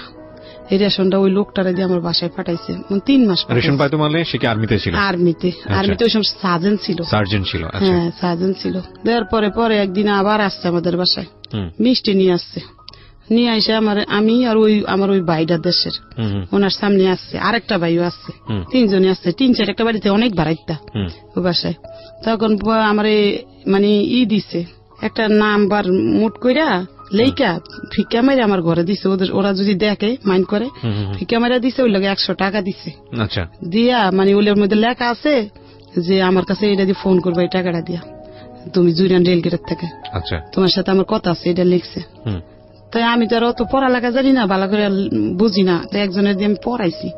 এই সময় আমার ওই বাচ্চা অত মানে পড়তে পারে না, পড়াইছি। পর দেখি ওই কথা লেখা, তখন আমি একদিন রেলগেটে ফোন দিছি পরে সে আমার জিজ্ঞাসা করলো যে আপনি কিভাবে চলেন টলেন। তাই আমি বলছি আমি এরকম কাজ করে চলি। বলে যে আচ্ছা আপনি আমার সাথে একটু দেখা করেন, আপনার আমি সিএমএস একটা চাকরির ব্যবস্থা করে দিম। নাচ নাম কি ছিল ওনার? খোরশেদ আলম। খোরশেদ আলম, আচ্ছা। না সিএমএস একটা চাকরির ব্যবস্থা করে দিম। তখন আমি বলছি যে আচ্ছা যদি আমার একটা চাকরির ব্যবস্থা করে দেয় তো আমার ভালো হইব, সরকারি চাকরি হইলে আমি চলতে পারবো 2টা বাচ্চা নিয়ে। এভাবে বাচ্চার বয়স 7 বছর হয়ে গেছে। মানে এটা প্রথম বাচ্চা না? এই যে ওর বয়স আচ্ছা 7-এ পড়ে গেছে এরকম। তখন এই মেয়ে পরে ক্লাস 1-এ মনে পড়ে এরকম হইব, 1-2-তে পড়ে। কোথায় তখন? তখন ছেলে আমার লগে আছে।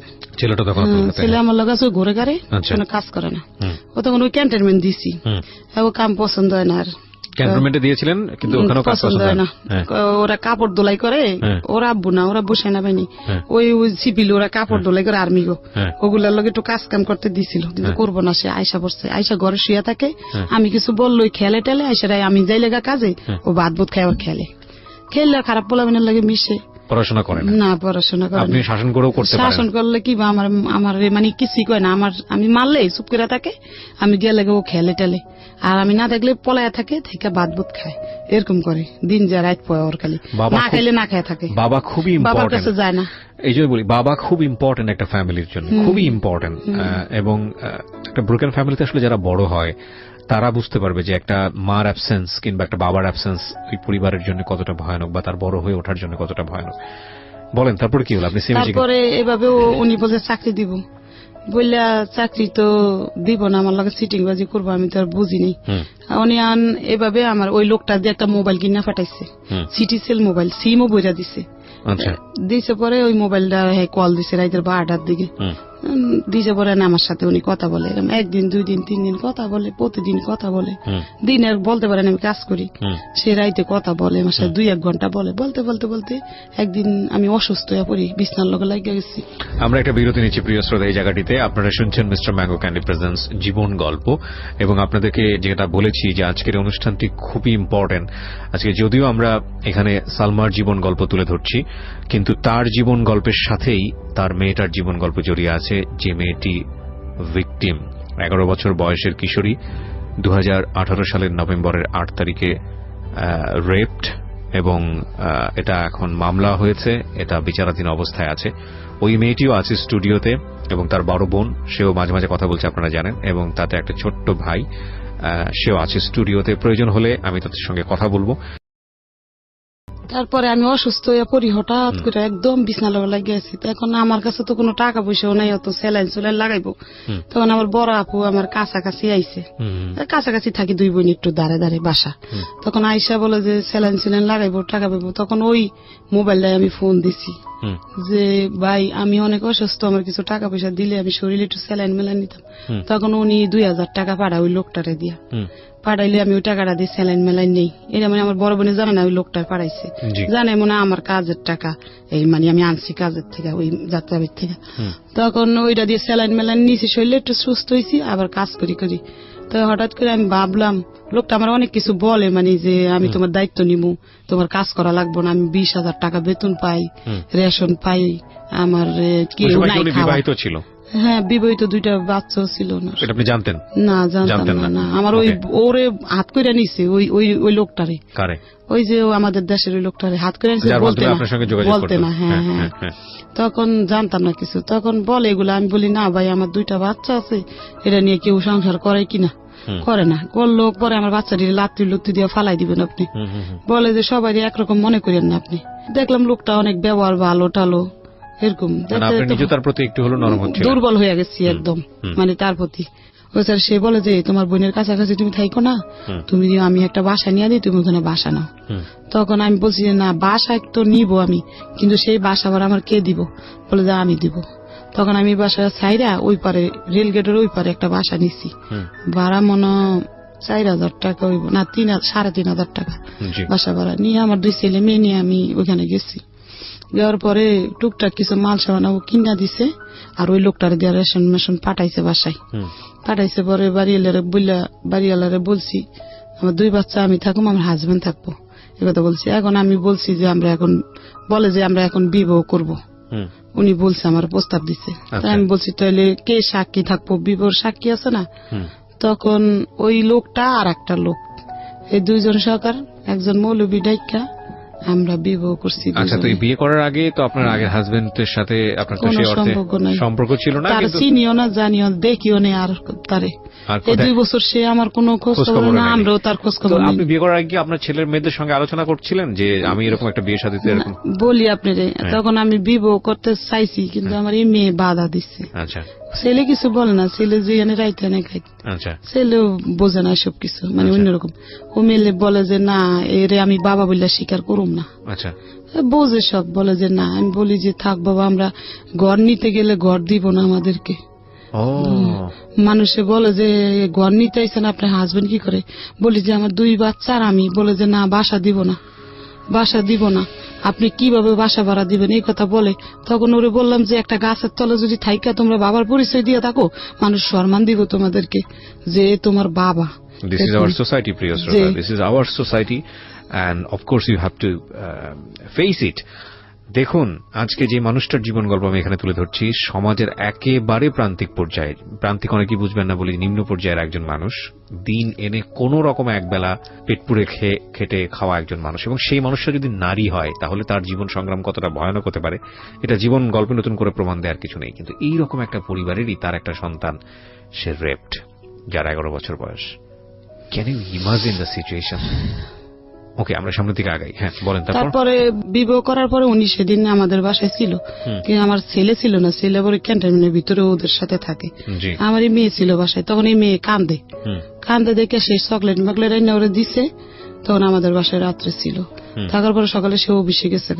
অফিসে যে অফিস করে আমার কাছে মানে প্রতিদিন থাকে না, ইউনিটে থাকে। কিলে হঠাৎ করে থাকে, ইউনিটের কেউ জানলে মাইন্ড করতে পারে, এর লাগে ইউনিটে ঘুমায়, মাঝে মাঝে এসে আমার কাছে থাকে এরকম করে 2-3 মাস হয়ে গেছে। তখনও জানেন না আপনি যে ওনার আগের একটা না না, যায় না, দেশে যায় না। আচ্ছা, 2004 সালে বিয়ে হয়েছে। তারপরে থাকতে থাকতে 2006 সালে ও প্যাড হয়েছে।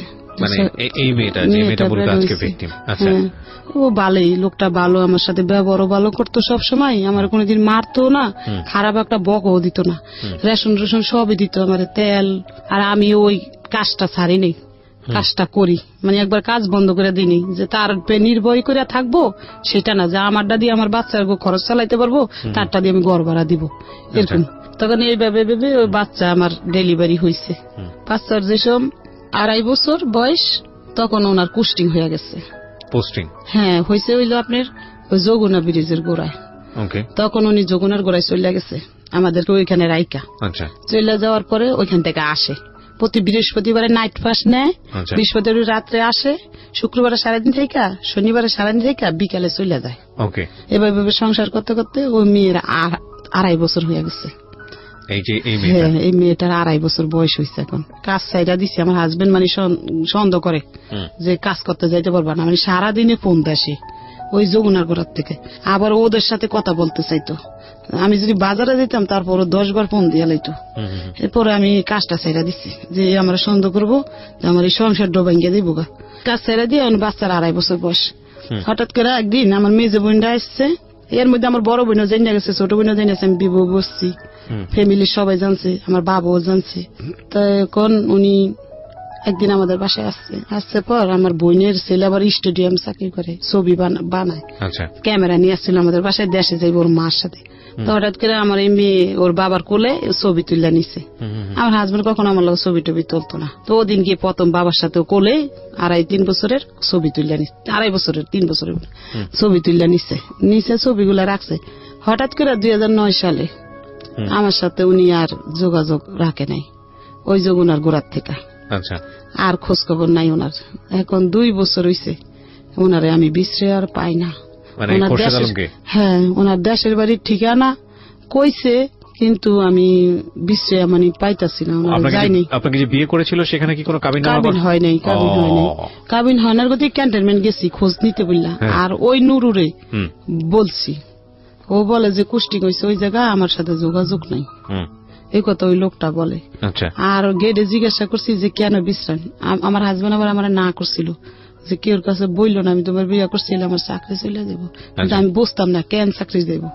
ওই যে ওর বউ আছে আবার দ্বিতীয় বিয়ে করলে চাকরি দেবো, এটা আমার বোঝাইতে চাইছি কিন্তু আমি বুঝতে পারি নাই।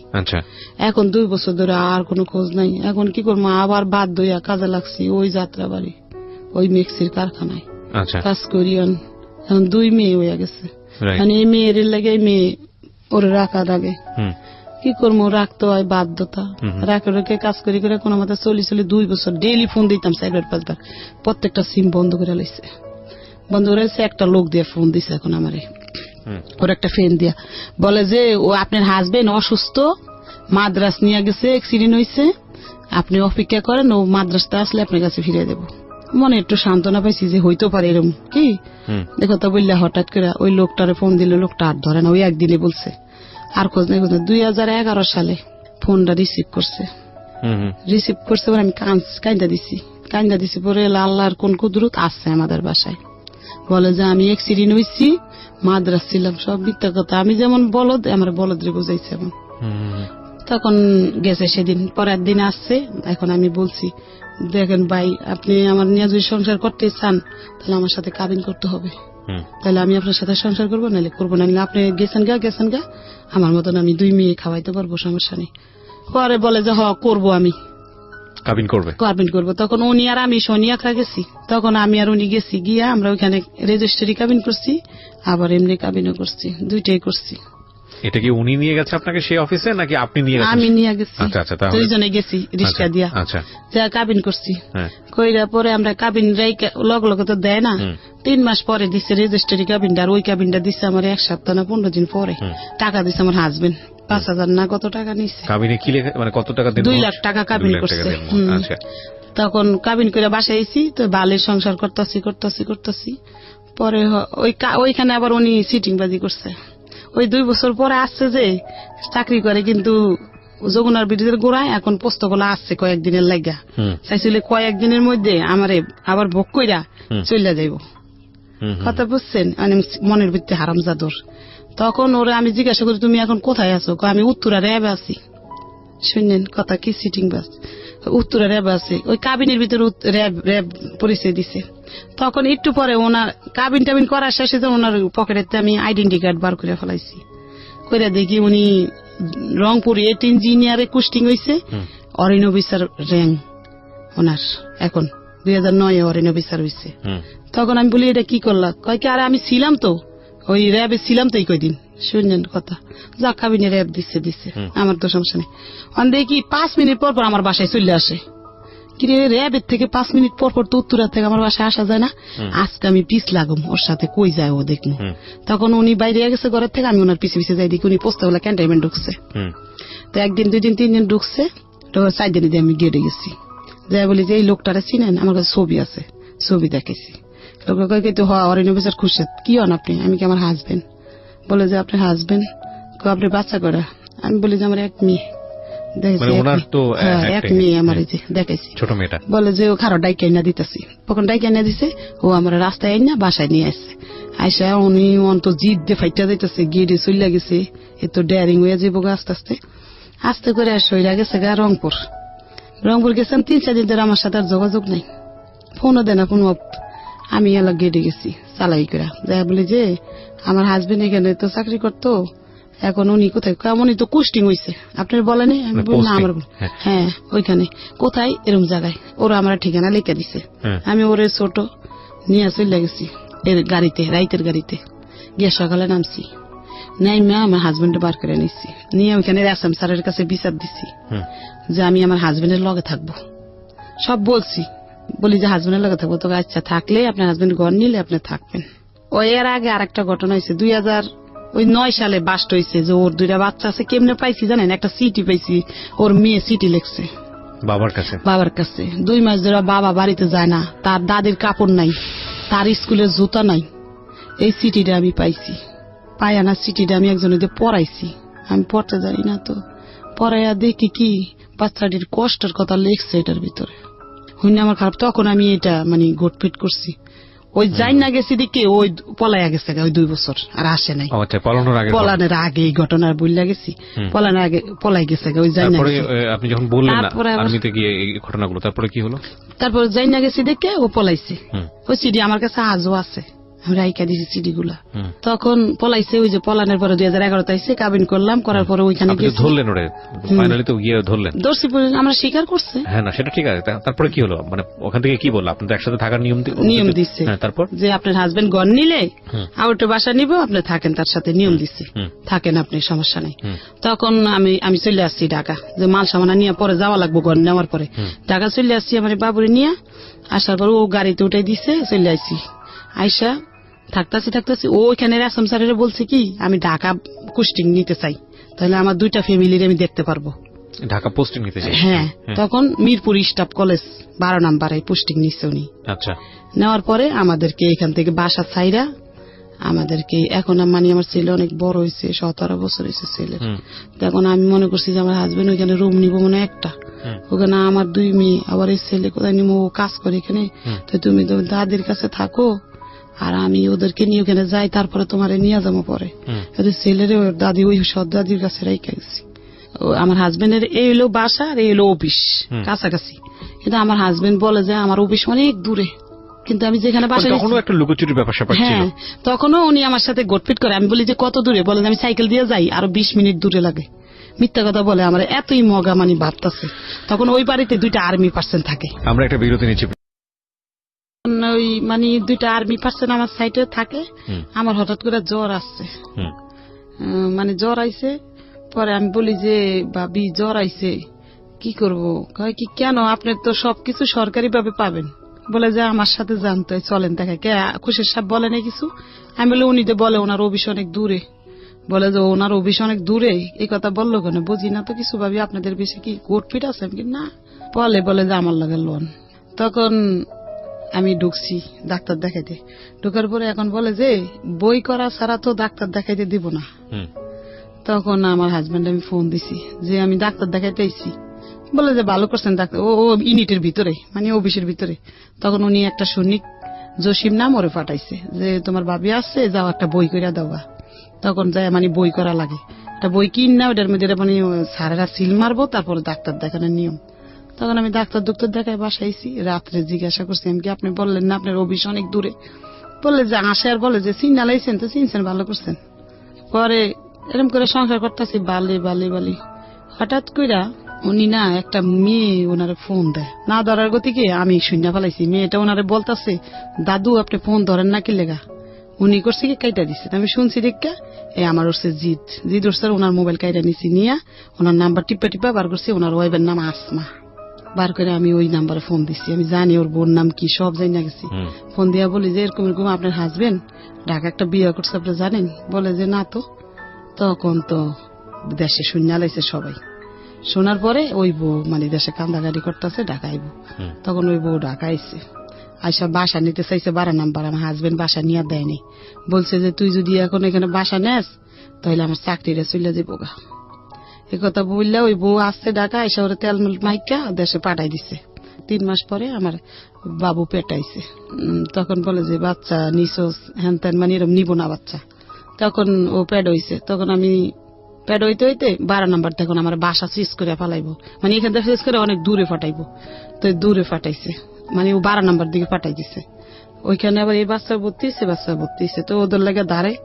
এখন ও করে কি ইউনিটে ঘুমাই থাকে, আমাদের ওইখানে যায় না, ওই বাসার কলেজের ভিতরে ঘুমাই থাকে, যায় না। নানা দিকে দিতে আমার ওই ছেলে ফোন দিছে,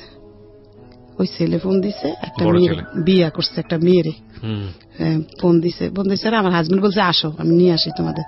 আইনা করছে কি আমার বাসায় বউ সহকার দিয়া ও নিয়ে আর আমার বাসায়ও জানা, আমাদের খোঁজ খবর লয় না। এই দেন সামনাসামনি থাকে, আপনি টাকা পয়সা দেয় মাস শেষ, আর এমনি রাত্রে আসো না বাসায় কিছু না।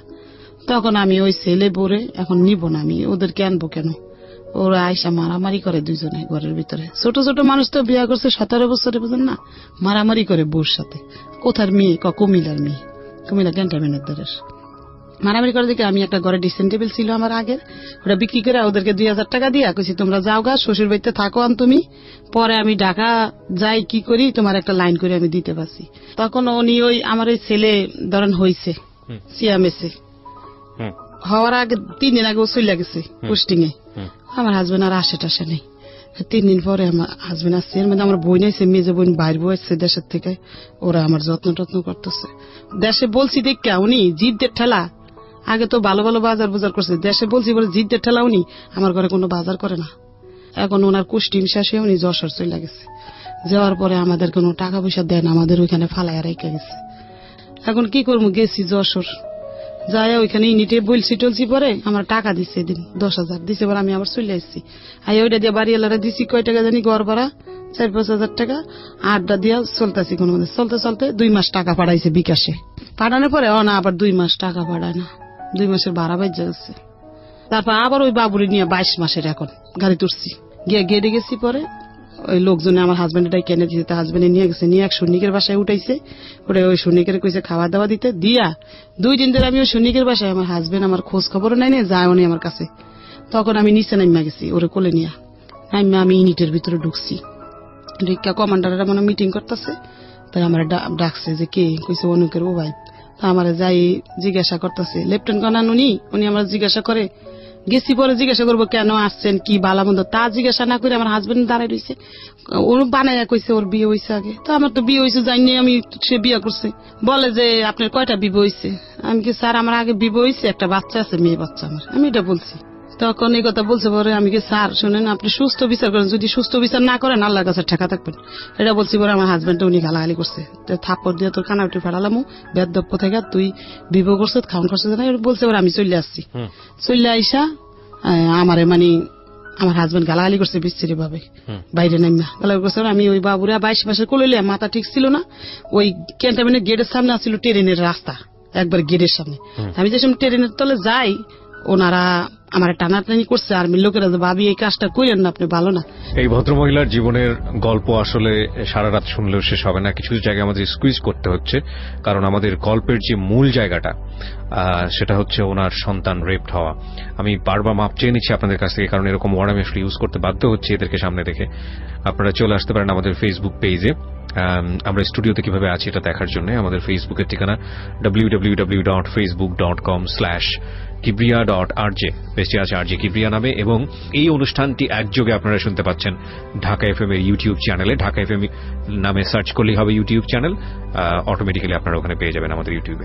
আমি জানি যে আপনার শেষ পর্যন্ত এই সংসারটাও টিকে নি, গোলেমালে এটাও শেষ হয়ে যায়।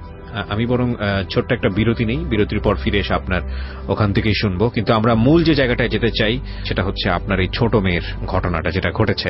কারণ আমি প্রথম থেকেই বলে এসেছি প্রিয় শ্রোতা, কিছু সেন্সিটিভ বিষয় আমি আজকে এখানে তুলে নিয়ে আসবো।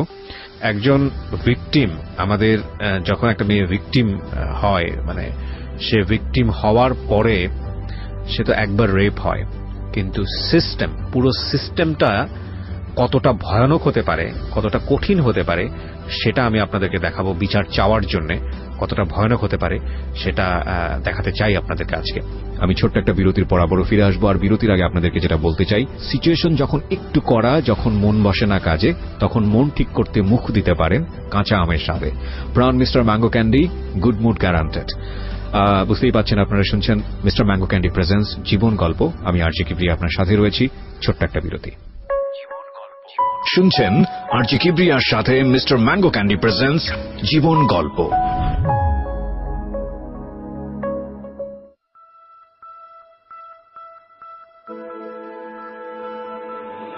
Love,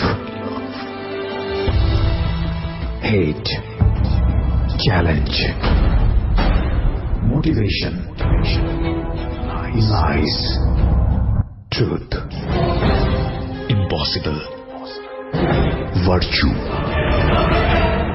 morality, something beyond entertainment. Welcome to my stage of reality. Stay tuned.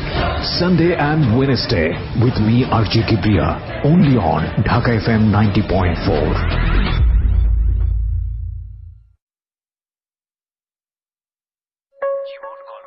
শুনছেন আরজি কিবরিয়ার সাথে মিস্টার ম্যাঙ্গো ক্যান্ডি প্রেজেন্টস জীবন গল্প।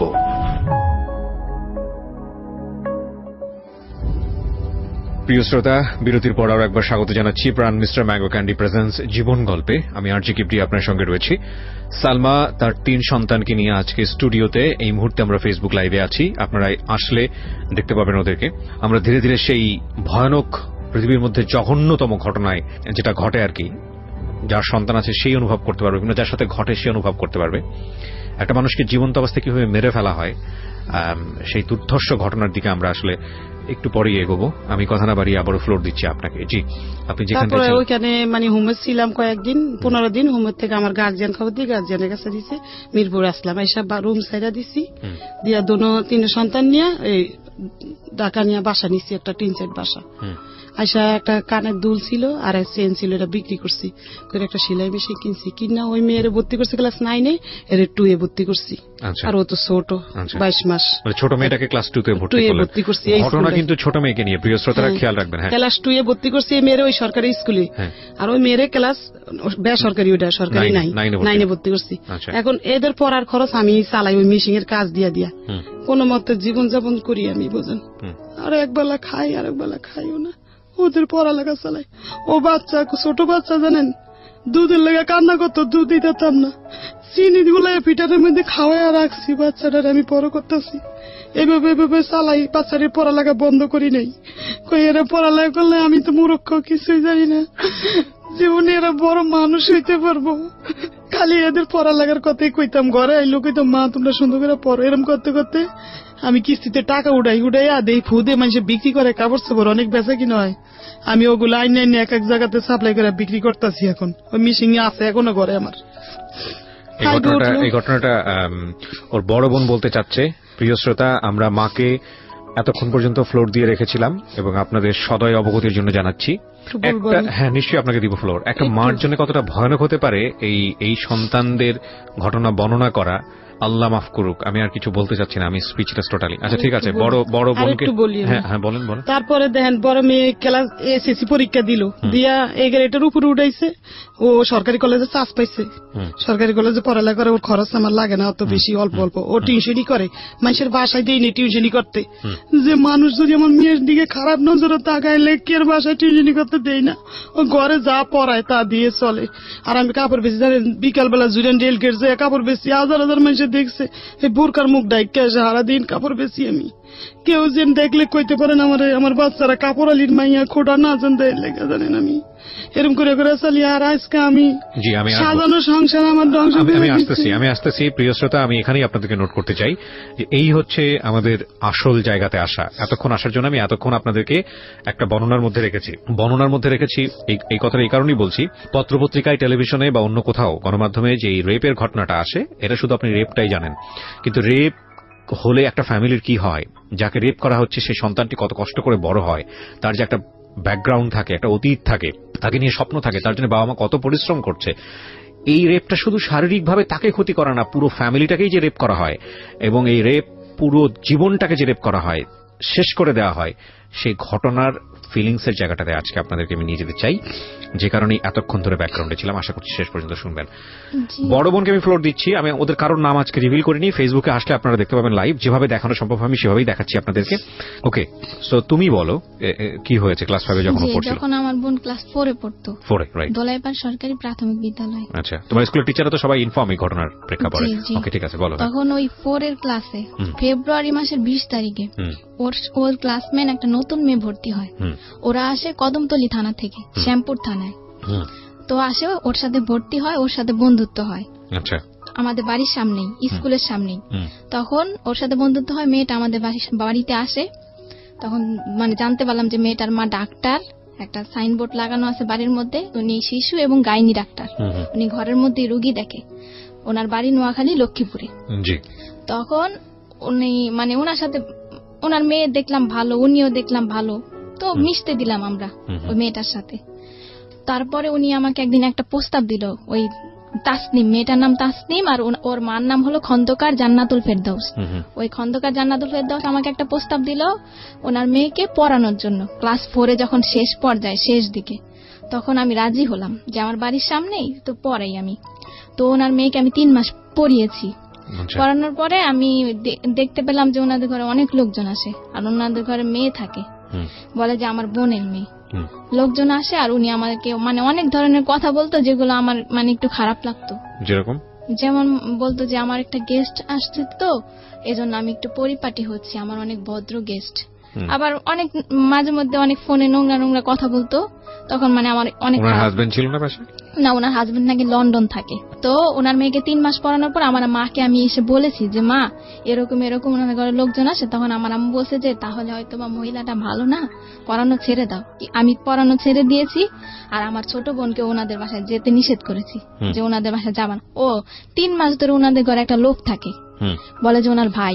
এজন্য আমার মা বলছে যে ওনার ভাই আছে অবিবাহিত, তুমি ওনাদের বাসায় যাবা না ওর সাথে। আমার ছোট বোন নিষেধ করা হয়েছে ওদের বাসায় যেতে না। এখন 5-এ উঠছে, আমার বোন উঠছে, আর ওই তাসনিম, যে মেয়েটা তাসনিম, ও এখন 5-এ উঠার পরে ওই মহিলা কিন্তু আমার ছোট বোনের অনেক খোঁজ খবর নিত ক্লাস 4-এর থেকেই।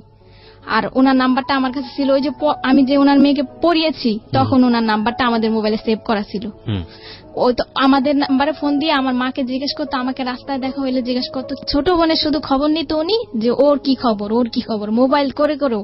তো ওর সাথে কি হয়েছে আমরা জানি না। নভেম্বরের 8 তারিখ বৃহস্পতিবার ছিল, ওই দিন কোচিং ছুটি হয়েছে 3টায়। স্কুলেই কোচিং করে, এজন্য আমরা টাকাও দেই। সরকারি স্কুল, কোচিং বাধ্যতামূলক। তো আমরা টাকা দেই, কোচিং করে। ওই দিন 3টা বাজে কোচিং ছুটি হয়েছে। এমনি অন্যান্য দিন 4টায় ছুটি হয়, তো একটু দেরি হয়েছে। ও আমাদের বাড়ির সামনে আবার থাকে আরেকটা মেয়ে, মারিয়া ওর নাম। তখন মারিয়াকে ডাক দিছি আমি যে মারিয়া, আমার ছোট বোন তো তোমার সাথে আসে প্রতিদিন, আজকে আসে নাই কেন? বলে যে ও তো আগেই চলে গেছে, কে যেন বলছে যে ও আগেই চলে গেছে। তখন আমি আমার আম্মুরে পাঠাইছি যে আম্মু যাও তুমি স্কুলে যাও। আর স্কুলে গেছে, স্কুল পুরা খুঁজছি আমরা, মানে প্রাথমিকভাবে যাদেরকে কাছে পাওয়া হয়েছে সবাইকে জিজ্ঞাসাবাদ করছে আমার আম্মু। স্কুলের প্রধান শিক্ষক সালাউদ্দিন, ওনাকেও বলছে আমার আম্মু, কিন্তু উনি কোনো গুরুত্ব দেয় না বিষয়টা। মানে একটা স্টুডেন্ট যে হারানো গেছে উনি কোনো গুরুত্বই দিল না, যে একটা মেয়ে মানে ওর সাথে খারাপ কিছু হইতে পারে। আমার কিছু দায়িত্ব আছে, আমি যে প্রধান শিক্ষক, আমি কিছু দায়িত্ব পালন করি। উনি ওনার মতো বাচ্চা পড়াচ্ছে ঘরে। তখন স্কুলে, ওই স্কুলের আরেকটা ম্যাডাম, ইংরেজি ম্যাডাম জাকিয়া ম্যাডাম, ওনার কাছে আমার বোন ক্লাস 4-এ থাকতে পড়েছিল। ওই ম্যাডামটা একটা ছেলে পারে, ওই ছেলের নাম হলো আসিফ। ওই ছেলেটা ওদের ক্লাসমেট। ওই ছেলেটা আমাদের বাসায় আসে, আসার পরে বলে যে আন্টি চলেন ওই পারে যাব সুমাইয়াদের বাড়িতে। সুমাইয়া জানে মানে আপনার মেয়ে, ছোট মেয়ে কোথায় আছে। তখন আমার আম্মু বলে, সুমাইয়া হলো ওর ক্লাসমেট। তখন মানে আমার আম্মু গেল ওই পারে, গিয়ে জিজ্ঞাসাবাদ করলো যে তুমি কি জানো। কতক্ষণ ধরে ওকে পাওয়া যাচ্ছে না? 3টার থেকে 3টা বাজে ছুটি হয়েছে, ছুটির পরে থেকে 1 ঘন্টার মধ্যে পাওয়া যাচ্ছে না। ওই 1 ঘন্টার মধ্যে খোঁজাখুঁজি শুরু করেছেন? আমরা খোঁজাখুঁজি শুরু। তারপরে আমার আম্মু জিজ্ঞাসাবাদ করা হয়েছে, সুমাইয়ার পায়ে পর্যন্ত ধরছে। আমার আম্মু বলছে যে মা তুমি যদি কিছু জানো আমাকে বলো মা, আমার মেয়েটা তো 1 মিনিটও দেরি করে না কোনোদিনও, আর কোথাও যাওয়ার মেয়েও না, আমার মেয়ে তো ছোট, আমার কোনো আত্মীয় স্বজনের বাসা আমি ছাড়া তো যায় না। পরবর্তীতে ওই মেয়ে পুরোপুরি অস্বীকার করছে, বলে যে আন্টি আমি কিছুই জানি না। তখন ও বলছে আমার আম্মু আমাকে ফোন দিছে। তখন আমি বলছি যে তুমি পুলিশের ভয় দেখাও। ওর ক্লাসের কেউ না কেউ তো জানে ওর সম্বন্ধে কিছু, যে ও কোথায় যেতে পারে। তখন আর ওই মেয়েটাকে আমার সন্দেহ হয়েছে কেন, ওই দিন যেদিন ও হারাইছে ওই দিন সকালবেলা আমি যে স্কুলে গিয়ে আমার বোনকে দেখে আসছি, দেখছি যে ওই দিন ও সুমাইয়ার সাথে বসছিল, সুমাইয়ার সাথে বসেছিল আমার বোন। আর আমার বোনের ফ্রেন্ড হলো তাসনিম। তাসনিম হলো ওর অনেক ঘনিষ্ঠ ফ্রেন্ড, সবসময় শুধু তাসনিমের সাথেই থাকতো। তারপরে আমার আম্মু বলছিল যে পুলিশ যখন আসবে, যখন ডান্ডার বাড়ি দিবে, তখন সত্যি কথা ঠিকই বলবা। মানে একটু ভয় দেখালো আমার আম্মু। ওকে কিন্তু আমরা সন্দেহ করি না, মানে এমনি প্রাথমিকভাবে জিজ্ঞাসাবাদ করলাম যে কিছু জানে কিনা। তখন ওই সুমাইয়ার আম্মু বললো যে পুলিশ আমাদের হারে থাকে, মানে ও মহিলা খারাপ ব্যবহার করলো। আর এর আগে তাসনিমকে কিন্তু প্রথম জিজ্ঞাসাবাদ করা হয়েছিল, আমি ভুলে গেছি তাসনিমকে, কারণ ও কিন্তু তাসনিমের সাথেই চলে। তাসনিমকে আমার মা হারানোর পরে ফোন দিছে তাসনিমের আম্মুকে। তাসনিমদের বাসায় যাওয়া হয়েছে, তাসনিমের বাসায় তাসনিমও নাই, তাসনিমের মাও নাই। আমার আম্মু ফোন দিছে, আপা আপনি কোথায়? বলে যে আমি তো আমার মেয়েরে নিয়ে সাবান ফ্যাক্টরি গলিতে রুম দেখতেছি। তারপরে উনি আসছে, কিছুক্ষণ পর আইসা আমাদের বাড়িতে আসছে উনি ওনার মেয়েরে নিয়ে। আমি আমাদের ঘরে যখন ঢুকছে ওনার মেয়ে আর উনি কিন্তু আমার মাকে কোনো সান্ত্বনা দেয় নাই। কোনো কথাও বলে নাই যে ভাবি চলেন আমরা থানায় যাই, জিজি করি, কি চলেন আমরা কোনো বান্ধবীদের বাসায় খুঁজি। উনি কিন্তু কিছুই বলে নাই আমার আম্মুকে। আমার আম্মু তো নিচে পড়ে কান্না করতেছে, আর আমিও কান্না করতেছি। আর তাসনিম রে আমি এখন জিজ্ঞাসাবাদ করতেছি যে আপু তুমি কি কিছু জানো, আপু বলো আমারে। বলে যে না আপু আমি কিচ্ছু জানি না, ও ওদের ওই প্রেম গলিতে গেছে, আমি আমাদের গলিতে গেছি। তাসনিমকে আমি কেন সন্দেহ করেছি, এর মধ্যে একটা কারণ আছে। কারণ যখন মানে আমার ছোট বোন কোচিং এ বাসায় কিন্তু এসে খেয়ে আবার কোচিং এ যেত, কোচিং এ যাওয়ার সময় ওর ব্যাগ থেকে একটা চিঠি পড়ে গেছে। চিঠিটার মধ্যে 3টা মেয়ের নাম উল্লেখ ছিল, ফারিহা, রাজিয়া আর তাসনিম। চিঠিটা ও তাসনিমের কাছে লিখেছে, আমার বোন তাসনিমের কাছে লিখেছে যে প্রিয় তাসনিম, আশা করি ফারিয়াকে নিয়ে ভালোই আছো। আর রাজিয়ার নাম, এই চিঠিটার মধ্যে কিন্তু কোনো ছেলের নাম উল্লেখ নাই। তাহলে আমরা কিভাবে সন্দেহ করি যে আমার বোন কোনো ছেলের সাথে যেতে পারে?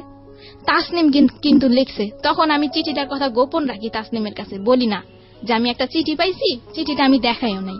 কিন্তু আমার পুরোপুরি সন্দেহ হয়েছে যে তাসনিমই জানে যে আমার বোন কোথায় আছে, আর তাসনিমের মাই নিছে আমার বোনকে। তখন আমি আমার মাকে আমি বলছি যে তুমি এখনই থানায় যাও, গিয়ে জিটি করো। কিন্তু আমার আম্মু থানায় যায়নি। তখন আমার আম্মু তখন কি করছে, আমার মানে আত্মীয় স্বজন সবাইকে ফোন দিছে, সবাই অলরেডি চলে আসছে। আসার পরে আমার বড় বোন মানে বড় খালার ছেলে একটা মাইক ভাড়া নিছে, দোলাইপার ওই পারে 1 নম্বর গলি থেকে মাইক ভাড়া নিছে। ওই 1 নম্বর গলিতে কিন্তু আমার বোনটা ছিল, যেই জায়গা থেকে আমরা মাইক নিছি ওইখানেই আমার বোনটা ছিল।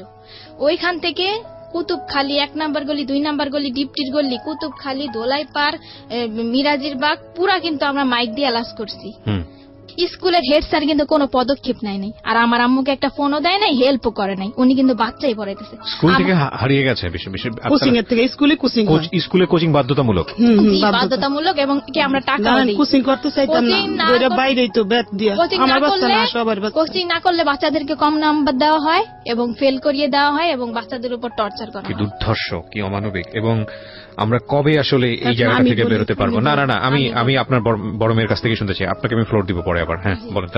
তারপরে আমার আম্মু গেল হেড স্যারের বাড়িতে। আবার হেড স্যারের বাড়িতে যাওয়ার পরে আমার আম্মু হেড স্যারের সাথে কথা বলতে চাইলো। হেড স্যারের দেখে যে বাচ্চা পড়াচ্ছে। তখন ওই মরিয়ম নামে একটা মেয়ে, ওই মেয়েটাকে আমার মা নিতে চাইলো যে মরিয়ম তুমি আমার সাথে আসো, তুমি তো চিনো তোমাদের ক্লাসের কারো না কারো বাড়ি, আমি যাবো তোমাকে নিয়ে। স্যার কিন্তু ওই মেয়েটাকে দিতে রাজি হয় নাই, যে না ও যেতে পারবে না, ও পড়ছে। তখন তাসনিমের মা উনি হেড স্যারের সাথে দরজা লাগায় কি যেন বলতেছে। আমার আম্মু কিন্তু দরজা ফাঁক দিয়ে দেখছে, কিন্তু তখনও কিন্তু আমরা জানি না যে স্কুলের প্রধান শিক্ষকও জড়িত, উনিও জানে, এমনকি ওই মহিলার কাছেই তো আমার বোনটা, কিন্তু আমরা তো আর জানি না যে ওনার কাছেই আছে।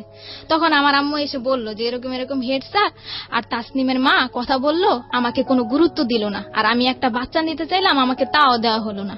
হেড স্যার বলে যে দেখেন কোনো বান্ধবীর বাড়িতে গেছে কিনা, এটা বলছে হেড স্যার, আর কোনো গুরুত্ব দেয় না যে চলেন আমি যাই আপনাকে নিয়ে থানায়, কি আমি প্রত্যেকটা গার্জিয়ানের নাম্বারে ফোন দেই, কি আপনাকে একটা বাচ্চা দেই, আপনি যান খোঁজ করেন, কি প্রত্যেকটা গার্জিয়ান আমি ডাকাই, বাচ্চাগুলোকে আমি ডাকাই, কোনো পদক্ষেপ নেয় নাই উনি।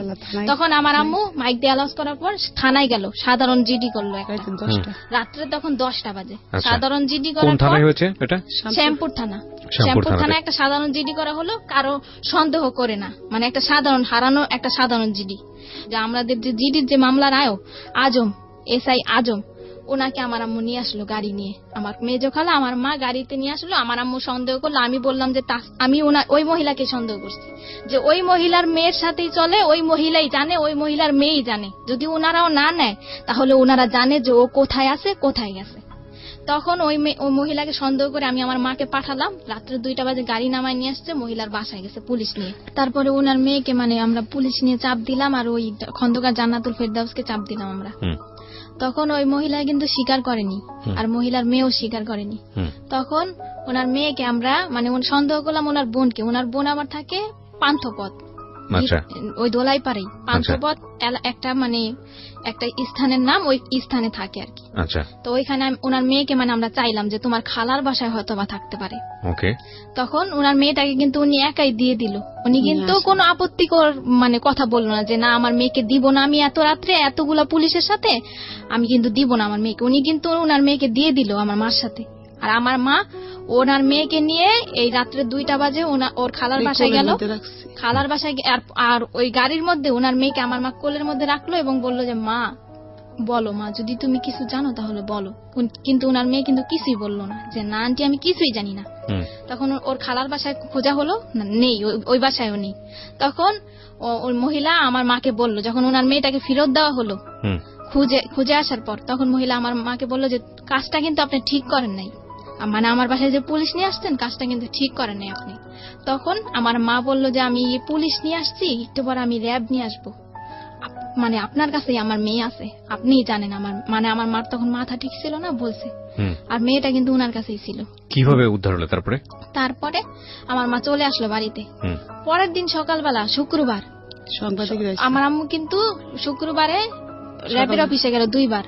এর মধ্যে আমার ছোট খালা মানে মিডিয়ার লোকদের খবর দিল, 71 চ্যানেলের একজন রিপোর্টার, আর টুটুল উনি বিজয় টিভির, আর দৈনিক দিন প্রতিদিনের পত্রিকার একজন, এই 3 জন আর কি আমাদের পাশে এসে দাঁড়ালো আর কি, সান্ত্বনা দিল আমার মাকে যে আপা কান্নাকাটি করেন না, আপনার মেয়েকে পাবেন। 2 দিনে আমরা র্যাবের অফিসে গেলাম, ওই টুটুল বিজয় টিভির সাংবাদিক উনাকে নিয়ে, উনি সাক্ষী, কেসের সাক্ষী ওনারা। আচ্ছা আচ্ছা। তো ওই দিন শুক্রবার, আর মহিলার কাছে গিয়েছে ওনারা সকালবেলা, ওই মিডিয়ার লোকেরা, মিডিয়ার লোকদের সাথে ওই মহিলা অনেক খারাপ আচরণ করছে, এগুলো ভিডিও ফুটেজ ওই সাংবাদিকদের কাছে আছে। তারপরে ওই শুক্রবার সন্ধ্যা 7টায় আব্দুর রব নামের একজন লোক আসলো, এসে আমাদের দরজা টোকা দিল।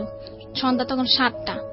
তখন বললো এই রুমে কি কাপড় বিক্রি করে সেই মহিলা থাকে? তখন আমার আম্মু বললো যে হ্যাঁ আমি বিক্রি করি, আমিই থাকি। আব্দুর রবটা কে জানো? আব্দুর রব, যে বাসায় ওরা রাখছে, যেই বাসায় ছিল 30 ঘন্টা, হ্যাঁ। ওই আব্দুর রব বলে। আমার আম্মু বলে কি, ওই লোকটা বলতেছে যে আপনার মেয়ে আমার বাসায় আছে, আমার কাছে আছে। তো আমার আম্মু বলে যে আপনার বাসায় আছে, আপনার বাসা কোথায়? বলে যে আমি তো মেম্বরের বাড়িতে থাকি। তা আমার আম্মু বললো মেম্বরের বাড়িতে এই যে আপনি কাছে থেকে আমার মেয়েটা দিলেন না, আপনি কি? বলে যে না আমি তো 7 তলায় থাকি। বলে যে কোন 7 তলায়? বলে যে না আমি তো 1 নম্বর গলিতে থাকি। লোকটা কয় ধরনের কথা বলা শুরু করছে, আর বলে যে আপনার মেয়েটা আমার মেয়ের সাথে চলে গেছে, আপনি নাকি অনেকে মানে মারধর করেন মেয়েকে, আমার কাছে আশ্রয় চেয়েছে, আমি আশ্রয় দিয়েছি। ওনার স্ত্রীকে ফোন দিল, কোথায় তুমি? আসলো আমার বোনটাকে নিয়ে আসলো। আমার বোনটা কে 2টা পুরুষ লোক ধরে ধরে নিয়ে আসছে, আমাদের দোতলার ভাড়াটিয়ারা সবাই সাক্ষী। তখন সবাই মানে ওই লোকটা যে এসে বললো, সবাই কিন্তু দরজা খুলে ফেললো, সব কথাই। আমার বোনটা কাঁপতেছে, প্রচন্ড কাঁপতেছে, মানে যাকে দেখে তাকেই ভয় পায়, আর শরীরে অনেক জ্বর ছিল আমার বোনের। তখন লোকটা কিন্তু ঘরের ভিতরে ঢুকতে চাইলো না। আমার আম্মু অনেক কষ্টে আর আমি অনেক কষ্টে বললাম যে আঙ্কেল আপনাকে কিভাবে ধন্যবাদ জানাবো, আপনি একটু বসেন, কিছু খান আপনি। লোকটা কিন্তু ঢুকতে, এই মহিলা তোর বাচ্চাটা ফেরত দেওয়া কি আমার অপরাধ হইলো?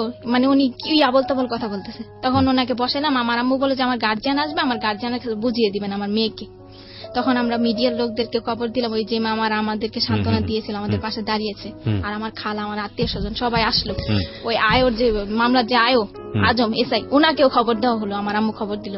স্কুলের প্রধান শিক্ষককেও আমার আম্মু খবর দিল, কিন্তু ওই খন্দকার জান্নাতুল ফেরদৌসকে কিন্তু আমার আম্মু খবর দেয়নি। আর উনি কিন্তু এই 1 দিনের মধ্যে আমার আম্মুকে কোনো ফোনও দেয়নি, কোনো খোঁজ খবরও নেয়নি, এমনকি কোনো সাহায্য করে নাই। ওই খন্দকার জান্নাতুল ফেরদৌস আমার বোন ঘরে ঢুকার 5 মিনিটের মধ্যে উনি এসছে 3টা মেয়ে নিয়ে। উনি কিভাবে জানলো যে আমার বোনটা ঘরে আসছে? বড় বড় 3টা মেয়ে, 3টা মেয়ে নিয়ে আসছে। 3টা মেয়ে এসে মানে আমার মার সাথে ঝগড়া শুরু করছে যে কেন আমার মা পুলিশ নিয়ে গিয়ে ওই মহিলার বাসায় খুঁজতে গেছে। তখন আজম যে কেসের যে আয়ো, উনি বলল যে আপা দেখেন, আপনার মেয়ে যদি হারানো গেত তাহলে আপনিও খুঁজতে আসছেন, ওনার মনের অবস্থাটা আপনি বুঝেন। তখন খন্দকার জান্নাতুল ফেরদৌস বলল আমি আজকে অ্যাকশন নিব, আমার মান ইজ্জত কিছু রাখে নাই, পুলিশ নিয়ে আমার বাড়িতে গেছে। এই পরে আজম বলল যে দেখেন আপনি বাচ্চা নিয়ে বড় কথা বলবেন না, আর ওনার মনের পরিস্থিতিটা বুঝেন, আপনি কি অ্যাকশন নেবেন, এইগুলা কোন ধরনের কথা বলতেছেন? মানে আমি যেটা বুঝতে পারছি, তখন পর্যন্ত আপনারা কেউ জানেননি যে ওর সাথে কি হয়েছে। ও জানে সব। আপনারা নরমালি যেটা জানেন যে ঠিক আছে, মানে বাচ্চা পাইছি, সুতরাং এটাই অনেক বড় কিছু।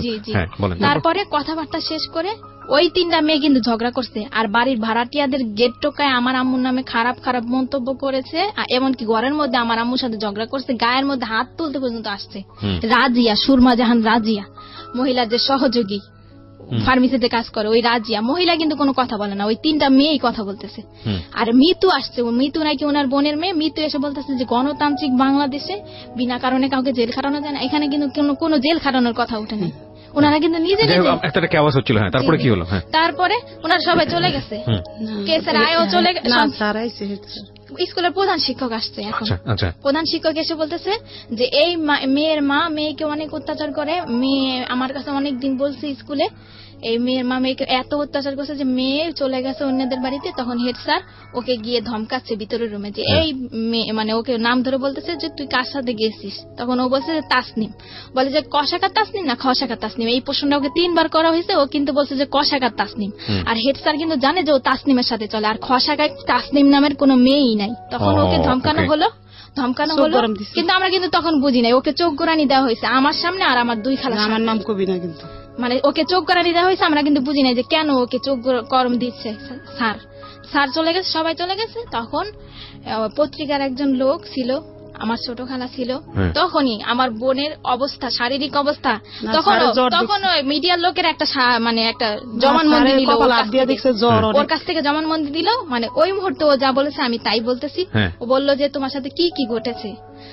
তখন ও বলছে যে তাসনিম, সাইমা, সুমাইয়া এই 3 জনই ওদের ক্লাসে পড়ে। এই 3টা মেয়ের সাথে কোচিং ছুটির পরে আমি গেছি খন্দকার জান্নাতুল ফেরদৌসের ফার্মেসিতে। যাওয়ার পর মহিলা একটা রুমালের মধ্যে কি দিছে, আমি তারপর আমার আর কিছুই মনে নেই। পরের দিন সকালবেলা আমি উঠে দেখি যে আমি আব্দুল রবের বাড়িতে, ওই যে সাইমাদের বাড়িতে। ওকে, সাইমার বাবা কিন্তু আব্দুল রব। এতটুকু আমি ওর মুখ থেকে শুনতে চাই, মানে আপনার পাশে যে আপনার বোনটা বসে আছে, ছোট বোন, ওকে একটু মাইক্রোফোনটা দেন। আচ্ছা, যদি শুধু খালি এটুকু বললেই হবে যে তুমি যে তোমার বোনের কাছ থেকে এতক্ষণ যে কথাগুলো শুনতেছিলা বা ও যেটা বললো তোমার সম্পর্কে, এটা কি সত্যি? জি। আপনি চুপ থাকেন, আপনি আমার সাথে কথা বলতে দেন, আপনার ইন্টারপ্রেট দরকার নেই। একটা যেটা হচ্ছে যে তোমার নামটা তুমি বলিনি, হ্যাঁ, তুমি আমার সঙ্গে একটু গল্প করো। আমি অনেকক্ষণ ধরে তোমাকে অবজার্ভ করছি, তোমার মানসিক অবস্থা খুবই খারাপ এবং তুমি ভেঙেও পড়েছো অনেকখানি। তোমাকে কি ফার্মেসিতে নাকে রুমাল দেওয়ার মতো কোনো ঘটনা ঘটেছে? কি হয়েছে, কি করেছে বলো? তোমরা 3জন ওখানে গেলা কেন, কি হলো? কোচিং ছুটির পরে তাসনিম, সুমাইয়া আর সাইমার সাথে বলছে যে তুমি ফার্মেসিতে যাবা। আচ্ছা, কে বলেছে এটা? তাসনিম। আমি বলেছি মানে যে তাসনিম ফার্মেসিতে যেতে বলেছে তোমাকে? জি। তো তুমি ছুটির পরে তো বাসায় যাবা, তোমাকে ফার্মেসিতে যেতে বললো কেন? বলছে যে ফার্মেসিতে না গেলে আমার ভিডিওটা ইন্টারনেটে ছেড়ে দেবে। ভিডিও বলতে কিসের ভিডিও? দাঁড়াও 1 মিনিট, তুমি বলো। হ্যাঁ, কিসের ভিডিও? একটা খারাপ ভিডিও। কি ভিডিওটা কে করেছে তোমার? না, তোমরা কোনো হেল্প করো না, ওকে বলতে দাও না, ওকে বলবো। হ্যাঁ, ভিডিওটা তাসনিমের আম্মু করছে। কিভাবে করেছে ভিডিওটা? আপনারা কোনো কথাই বলেন না, হ্যাঁ, একদম চুপ থাকেন। হ্যাঁ, প্রথম মডেল টেস্ট পরীক্ষার পর প্রত্যেকদিন ওদের বাসায় যাইতাম। তো ওদের খাবার খাইলে প্রচুর মাথা ঘুরাইতো, পেট ব্যথা করতো। তো আমি কিছু জানতাম না যে আমার সাথে কি হইতেছে। তারপর ওর কাছে অনেকদিন বলছি যে তোমার খাবার খাইলে আমাদের মাথা ঘুরায়, পেট ব্যথা করে। বলে যে তুমি হয়তো ক্লান্ত, এই কারণে। আচ্ছা, ওই মানে ভিডিওটা কিসের আমাকে একটু বলো তো। ভিডিওটা তুমি তো জানতে যে ভিডিও, কোন একটা ভিডিও হয়েছে তোমার, রাইট? সেটা কিসের ভিডিও ছিল? একটা খারাপ জিনিস তোমাকে দেখাইছে ভিডিওটা? জি। কিসের ভিডিও ছিল, কখন করেছে ভিডিওটা? সেটা আমি জানি না। খারাপ ভিডিওটার মধ্যে ভিডিওটা কিসের ছিল, মানে ভিডিওটা তুমি তো দেখছো নিজের চোখে? জি। তো কিসের ভিডিওটা ছিল? ওখানে আমি ছিলাম আর একটা লোক ছিল। এটা কি তোমার সঙ্গে এই হারিয়ে যাওয়ার ঘটনার আগের ঘটনা? জি। তো তুমি বাসায় এসে বলোনি তোমার আব্বু? তোমার আব্বু তো নয়, আম্মুকে বলো নাই? না, বুঝলেন। ওকে, প্রিয় শ্রোতা, আমরা এখানে একটা ছোট্ট বিরতি নেব। বিরতির পর আমরা ফিরে আসছি ভয়ানকতম জীবন গল্পের একটা এপিসোডে। আমি জীবনে কোনোদিন এই ধরনের গল্প প্রচার করতে হবে কখনো আমি চিন্তাও করিনি। Unthinkable but situational demand. আমাদের আজকে যেভাবে সমাজে বিশেষ করে রেপটা ভয়াবহ আকার ধারণ করেছে, সেখানে আসলে আর উপায়হীন মানে হয়েই আসলে এই ঘটনা আজকে আপনাদের সামনে উপস্থাপন করতে যাচ্ছি। আমরা ফেসবুক লাইভে আছি, আপনারা আসলে দেখতে পারবেন। আমাদের ফেসবুকের ঠিকানা www.facebook.com/kibria.rj, KEBRIA.rj, পেজটি আছে RJ কিবরিয়া নামে। লাইক এন্ড কমেন্টস এবং শেয়ার করুন প্লিজ। আমি ছোট্ট একটা বিরতির পর সেখানে আপনারা প্রিমিয়ার শুনতে পাচ্ছেন একযোগে, মানে রেডিওতে যেভাবে প্রচার করা হচ্ছে ঢাকা এফএম আপনারা আমাদেরকে শুনতে পাচ্ছেন। হ্যাঁ হ্যাঁ হ্যাঁ, আচ্ছা ঠিক আছে। হ্যাঁ হ্যাঁ, আমি মানে ওর কাছ থেকে প্রাথমিকভাবে জানা গেল যে ওই টিফিন টাইমটা ওকে আমরা সময় দিতে পারতাম না। আমার আম্মু কাপড় বিক্রি করতো, আমি ঘরে থাকতাম আমার ছোট ভাইকে নিয়ে। ওই স্কুলের সামনে কিন্তু তাসনিমদের বাসা, ও যেত, তাসনিম ওকে টেনে টেনে নিয়ে যেত যে চলো যাই। ওদের বাড়ির খাবার খেলে, খাবার কি দিত, চানাচুর আর বিস্কুট। খাবার খেলে ওর নাকি কিছুই মনে থাকতো না। এটা তো ওকে পাওয়ার পর আমরা জানতে পারছি, এর আগে তো আমাদের কাছে বলে নাই কিছু। তার মানে আমি যেটা বুঝতে পারছি যে এই ভিডিওর ঘটনাটা আপনারা জানতে পারছেন পুরো ঘটনাটা ঘটে যাওয়ার পরে, তার আগ পর্যন্ত আপনারা জানেননি। তার মানে এই ভিডিওটা কি ছিল এটা ও শুধু জানতো কিন্তু আপনাদেরকে বলেনি। কিন্তু ও জানতো না, আরানের 15 দিন আগে জানছে, দেখাইছে। হ্যাঁ, আরানের 15 দিন আগে জানছি। আমার প্রসঙ্গটা সেটাই যে হারানোর 15 দিন আগে জানলে কি জানা মুহূর্তে তো আপনাদের সঙ্গে বলার কথা, আপনাদের সঙ্গে কেন বলেনি? চুপ করো, আমি বলতেছি কেন বলেনি। তখন এরকম কয়েকদিন হয়েছে, আর ওই যে ও যে খাবারটা খেলে যে মাথা ঘুরাইতো, কিছুই মনে থাকতো না। তারপরে যখন ওর জ্ঞান ফিরে আসতো তখন তাসনিম বলতো যে চলো চলো স্কুলে যাই। ও কিন্তু ওর মধ্যে 4 দিন দেখছে স্কুলের প্রধান শিক্ষককে, তাসনিমকে ও বলতে পারে না গুছিয়ে। আপনি তো বুঝতেই পারছেন। না না, আমি এখানে একটা কথা বলি, গুছিয়ে না বলে আমাকে একটু চেষ্টা করতে দেন। আপনারা দুজন মিলে যেভাবে ইন্টারাপ্ট করছেন তাতে তো গল্প বলতে দেবেন, আপনারা একটা শব্দ করবেন না। ওকে, দুজন মিলে একটা শব্দ করবেন না। আমি একটু ওর সঙ্গে কথা বলি প্লিজ। আমি বুঝতে পারছি আপনারা দুজনেই খুবই উত্তেজিত, এবং যে ঘটনা ঘটেছে সেটা সেই জায়গাটা থেকে আসলে আপনারা প্রত্যেকেই হয়তো চাচ্ছেন যে প্রত্যেকটা ঘটনা এখানে পুঙ্খানুপুঙ্খভাবে সবাই জানুক। আপনারা চাচ্ছেন এটা, আমি দুজনেই চাচ্ছেন। তো তাহলে বিষয়টা আমার উপরে ছেড়ে দেন। হ্যাঁ যান, আপনি আমার উপরে ছেড়ে দেন, আমি ওকে ওর সাথে কথা বলে যতটুকু পারি আমি ওর সাথে একটু জানার চেষ্টা করি। মাইক্রোফোনটার সামনে দেন। হ্যাঁ, এই যে তোমাকে যেটা খাওয়াতো চানাচুর বা যেটা বলো বিস্কিট বা যেটাই বলো না কেন, এটা খাওয়ানোর পরে তুমি জানতা না যে কি হচ্ছে তোমার সঙ্গে, তাই কি? জি। আচ্ছা, এই ভিডিওটা তোমাকে দেখিয়েছিল কবে? মানে 15 দিন আগে। হারানোর 15 দিন আগে। 15 দিন আগে দেখে কি বলেছিল? বলেছিল এটা যদি কারো কাছে বলো তাহলে ইন্টারনেটে ছেড়ে দিব। তুমি তাহলে বুঝতে পারছিলে যে তোমার সঙ্গে কি হচ্ছিল? জি। তারপর আর ওদের বাসায় যাইনি 15 দিন। কি? ও ওকে, মানে এটা কি তোমার সঙ্গে এরকম রেগুলারই হতো? 2-1 হয়েছে নাকি একবার হয়েছে? এই ভিডিওটা করার সময় শুধু একটাই হয়েছে নাকি এর আগেও এরকম কন্টিনিউ করতো ওরা এই কাজগুলা? সেটা আমি জানি না আমার সাথে কি হতো, কিন্তু ভিডিওটা দেখার পরে বুঝতে পারছি আমি কিছু একটা হতো তোমার সঙ্গে। জি। এবং এটা দেখার পরে তুমি ছেড়ে দিয়েছো যে তুমি আর ওদের বাসায় যাও নাই? জি। আর ওই বাসায় আমি হেড স্যারকে 4 দিন দেখছি, আমাদের স্কুলের প্রধান শিক্ষককে। আপনারা কেন কথা বলতেছেন? আপনারা কথা বলতে তাহলে বড় দরকার নেই এখানে। আপনি তোর সঙ্গে কথা বলতেছি না, আপনারা কেন? আপনারা কি উত্তেজিত অনেক বেশি? আমাকে একটু ফ্লোর দেন না, আমি কথা বলি প্লিজ। কেউই কোনো কথা বলবেন না। আমার যেটা জানার দরকার সেটা আমি ওর কাছ থেকে বের করে নিব, ঠিক আছে? ওকে, হ্যাঁ বলো, তুমি বলো, তুমি তোমার মতো করে বলো না, যা হয়েছে হয়েছে বলো। হ্যাঁ, কি হয়েছে বলো। হেড স্যারকে আমি 4 দিন দেখছি। 2 দিন দেখছি ওনাদের বাসায় হাসাহাসি করতেছে তাসনিমের আম্মুর সাথে, আর 2 দিন দেখছি গোসল করতে। হেড স্যারকে গোসল করতে দেখেছো ওই বাসাতে? জি। আচ্ছা, তো তুমি যখন এই ধরনের একটা ঘটনা তুমি বাসার মধ্যে, তুমি তো বুঝতে পারছিলে যে কিছু একটা হচ্ছে যেটা হওয়া উচিত না, তাই না? কিছু কি বুঝতে পারতেছিল যে কিছু একটা হচ্ছে? হেড স্যারকে তো এই বাসায় দেখার কথা না। তুমি কি বুঝতে পারতেছিল বিষয়টা, নাকি মনে হচ্ছিল যে ঠিক আছে দেখছি ঠিক আছে? তোমার মনে হয়নি যে এই বিষয়গুলো গিয়ে বাবা মার সঙ্গে কথা বলি, মাকে জানাই বা আমার বড় বোনকে জানাই, এটা মনে হয় নাই? কি মনে হয়েছে জানালে কোনো সমস্যা হতে পারে, বা ওদেরকে জানালে বকাঝকা করতে পারে, মার দিতে পারে, এরকম কিছু কি? তাহলে জানাওনি কেন? আমি মানে কি আমার অনেক চাপ ছিল। কি ধরনের চাপ বলো তো? তোমার মা যদি তোমাকে বকাঝকা করে এটা বলতে কোনো সমস্যা নাই, পৃথিবীর সব মাই তার বাচ্চাদেরকে শাসন করে, টেনশন করার কোনো কারণ নাই, ঠিক আছে? তুমি আমাকে দিল খুলে বলো, হ্যাঁ মন খুলে বলো, কি হয়েছে তোমার সঙ্গে, কিসের চাপ ছিল? আমি সকালে 9টার দিকে স্কুলে যেতাম, স্কুলে ক্লাস করে 2টা বাজে ছুটি দিত। জি। ছুটি দেওয়ার পর বাসে যেতাম খাবার খেয়ে, তারপরে 3টা বাজে আসতাম, 4টা বাজে ছুটি দিত কোচিং এ। আচ্ছা, তারপর আবার হেড স্যার একজন শিক্ষক টিচার খুঁজে দিছে, তার কাছে পড়তাম 7টা থেকে 8টা পর্যন্ত 1 ঘন্টা। তারপর আবার বাসায় পড়তাম, কোনো বলার সুযোগ ছিল না। আর এছাড়া আমি আমার মাকে বলছিলাম যে আমার পেটে নিচে প্রচুর ব্যথা করে, আমার আম্মু বলে যে গ্যাস্ট্রিকের ব্যথা, এই কারণে। তার মানে তোমার সঙ্গে যখন এই ঘটনাগুলো ঘটতেছিল, যখন তুমি বুঝো না বিষয়টা, তখন তুমি বাসায় বলেছো যে তোমার এটা ব্যথা করে, কিন্তু তোমার মা এই জিনিসটাকে বেশি আমলে নেয়নি, তাই কি? জি। আচ্ছা, তারপর কি হলো? ঠিক আছে, গ্যাস্ট্রিকের ব্যথা, ট্যাবলেট দিয়েছিল? হ্যাঁ, গ্যাস্ট্রিকের ট্যাবলেট দিয়েছিল, বলেছিল এটা খেলে হয়তো তোমার ব্যথা সেরে যাবে। আচ্ছা, তারপরেও ব্যথা সারেনি, প্রচুর ব্যথা করতো। তুমি কি কখনো এরকম কোনো কিছু দেখেছো? মানে আমি তোমাকে এই জিনিসটা জিজ্ঞেস করছি যেটা আমার জায়গা থেকে 100% ক্লিয়ার হওয়ার জন্য, কারণ আমি জানি এরপরে তোমাকে পুলিশে জেরাতে নেওয়া হয়েছে, সেখানেও অভিজ্ঞতা ভালো না তোমাদের, আমি গল্পটা জানি, যে কারণে আমি একটু আমার জায়গা থেকে একটু বিষয়টা ক্লিয়ার করতে চাই। তুমি কি কখনো এমন কোনো বিষয় দেখেছো তোমার শারীরিকভাবে যেটা তোমার কাছে খুব অস্বাভাবিক মনে হয়েছে, ভয়ঙ্কর মনে হয়েছে? এরকম কোনো বিষয় কি তুমি দেখেছো কখনো, নিজে থেকে অবজার্ভ করেছো কখনো? এরকম কোনো কিছু অবজার্ভ করনি।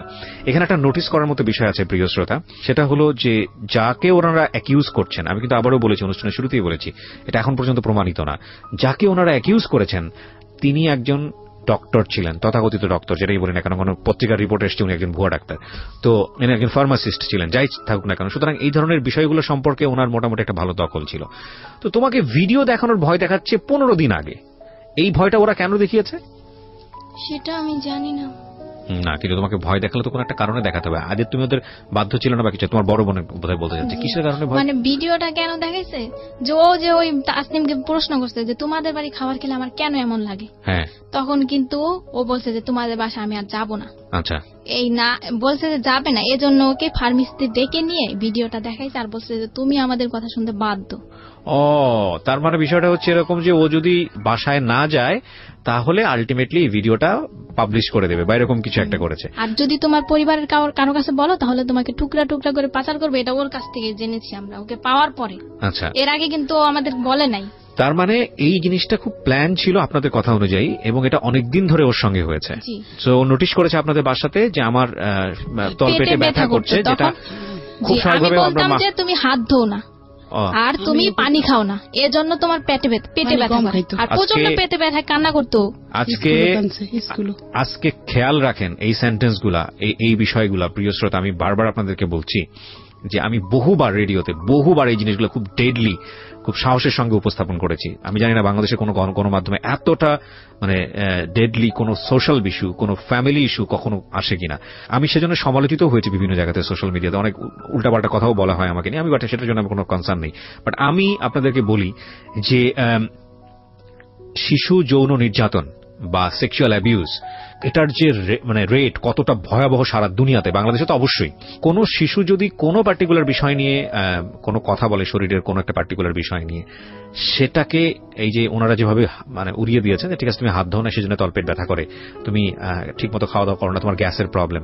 কিন্তু এই সামান্য ঘটনা, যেটাকে সামান্য মনে করছে, সেটা যে কত অসামান্য এবং কত ভয়ানক রকমের সমস্যা হতে পারে এই সামান্য ব্যথার পেছনে, এটা যদি পরিবার আগে থেকে খেয়াল করতো তাহলে হয়তো এই মেয়েটার জীবনে এরকম দিন হয়তো বা আসতো না। আমি একটু সামনের দিকে আরেকটু আগাতে চাই। তো তুমি বলো, ওকে দেন, ফার্মেসিতে নিয়ে যাওয়ার পরে তোমার কি মনে আছে যতক্ষণ পর্যন্ত তোমার সেন্স ছিল কি করা হয়েছে তোমার সঙ্গে একটু বলো তো? ওই রুমাল ধরা পর্যন্ত কি কথাবার্তা হচ্ছিল তোমার সঙ্গে? একটা হলো তোমাকে ভিডিও দেখালো, ভয় টয় দেখায় তোমাকে ফার্মেসিতে নিল। তো ফার্মেসিতে যাওয়ার পরে তোমার সাথে কি কথাবার্তা হচ্ছিল যতটুকু তোমার মনে আছে সেন্স হারানোর আগ পর্যন্ত? ওকে দেন। আমরা 3 বান্ধবী মিলে ফাইজলামি করতেছিলাম। আন্টি কি যেন একটা করতেছিল, রাজিয়া জাহান সুরমা, যে ওদের ফার্মেসিতে কাজ করে মেয়েটা, ওই মেয়েটার সাথে উনি কথা বলতেছিল। 3-4 মিনিট পরে দেখি উনি একটা রুমালের মধ্যে কি যেন দিতেছে। তো আমি জিজ্ঞেস করছি আন্টি কি করেন, তা বলে কি চুপ করো একটুখানি বসো। তারপর আমার নাকের ভিতর ধরার পরে আমার আর কিছু মনে নেই।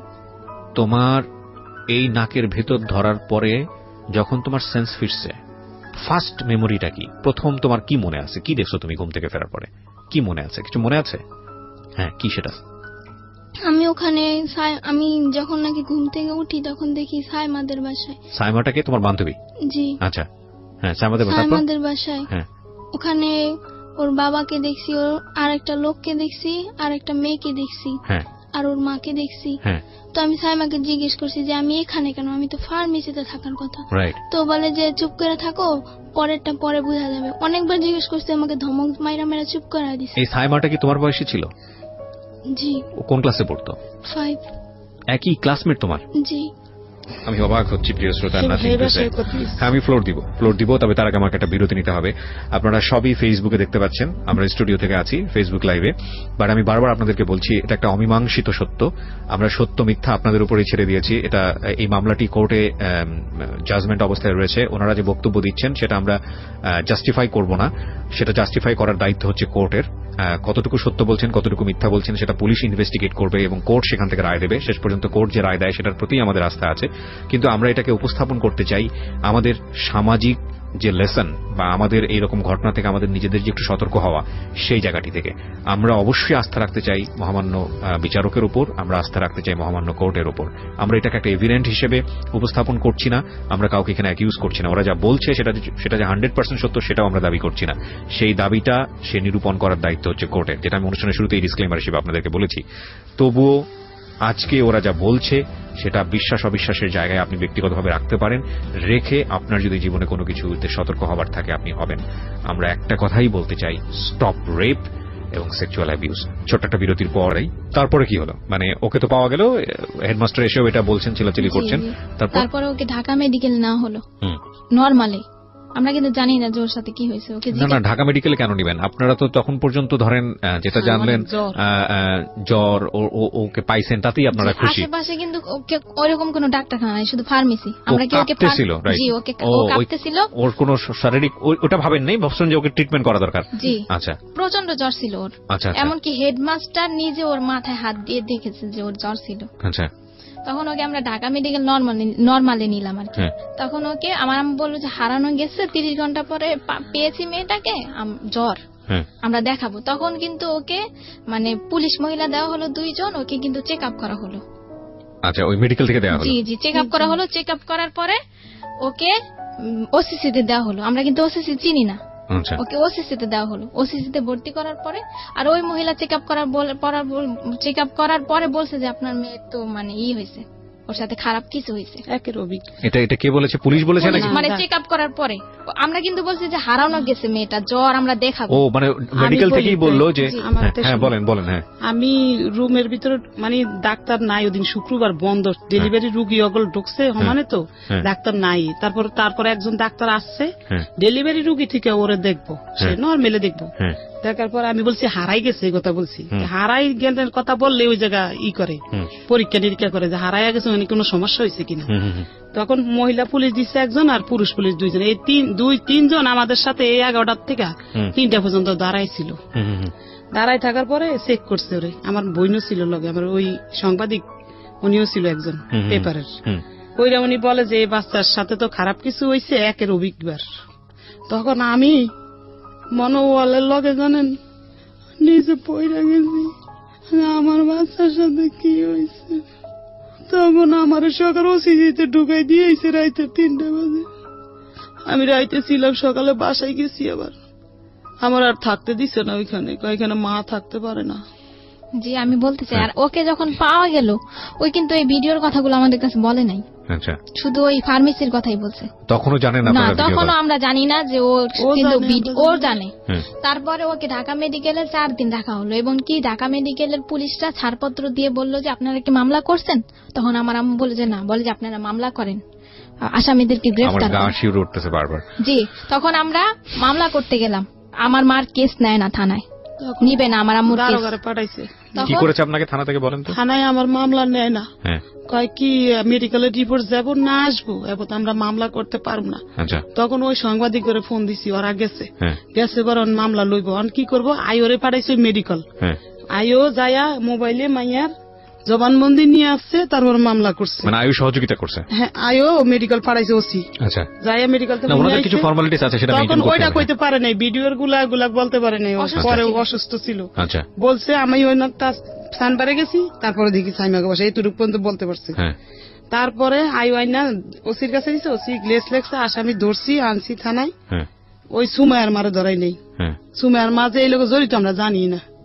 তো আপনি আসামি কাকে মনে করেন? আসামি ওই ডাক্তারের বেডি, তাসলিমের আম্মু ডাক্তার, তার সহকর্মী, ওই যে ভিডিও রেকর্ডিং করছে যে মায়ের, যে আব্দুল রবের বাসায় বই আবার ঘটনা হয়েছে ওর সাথে খারাপ কিছু, আব্দুল রবরে ধরাইছি। আচ্ছা, 3 জন আসামিকে আপনি মামলা ধরে নিয়ে এসে পরে মামলা হয়েছে? না, মামলা করার পরে গাড়ি দিছে, নিয়ে আসছে। মামলার এজাহারটা আমার কাছে আছে, আপনারা নিয়ে এসছেন। আমি একটু ফটোকপি আছে আমার কাছে, প্রিয় শ্রোতা। আমি খুব কিছু অল্প অংশ আপনাদেরকে একটু শোনাতে চাই।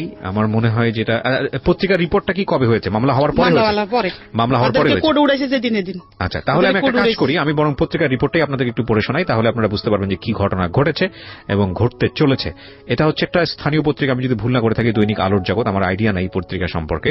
এটা হচ্ছে 15ই নভেম্বর 2018 এই পত্রিকায় যেটা এসছে, টাইটেলটা ছিল এরকম যে রাজধানীর শ্যামপুরে ধর্ষণ মামলায় ভুয়া ডাক্তার সহ 3 জন গ্রেপ্তার।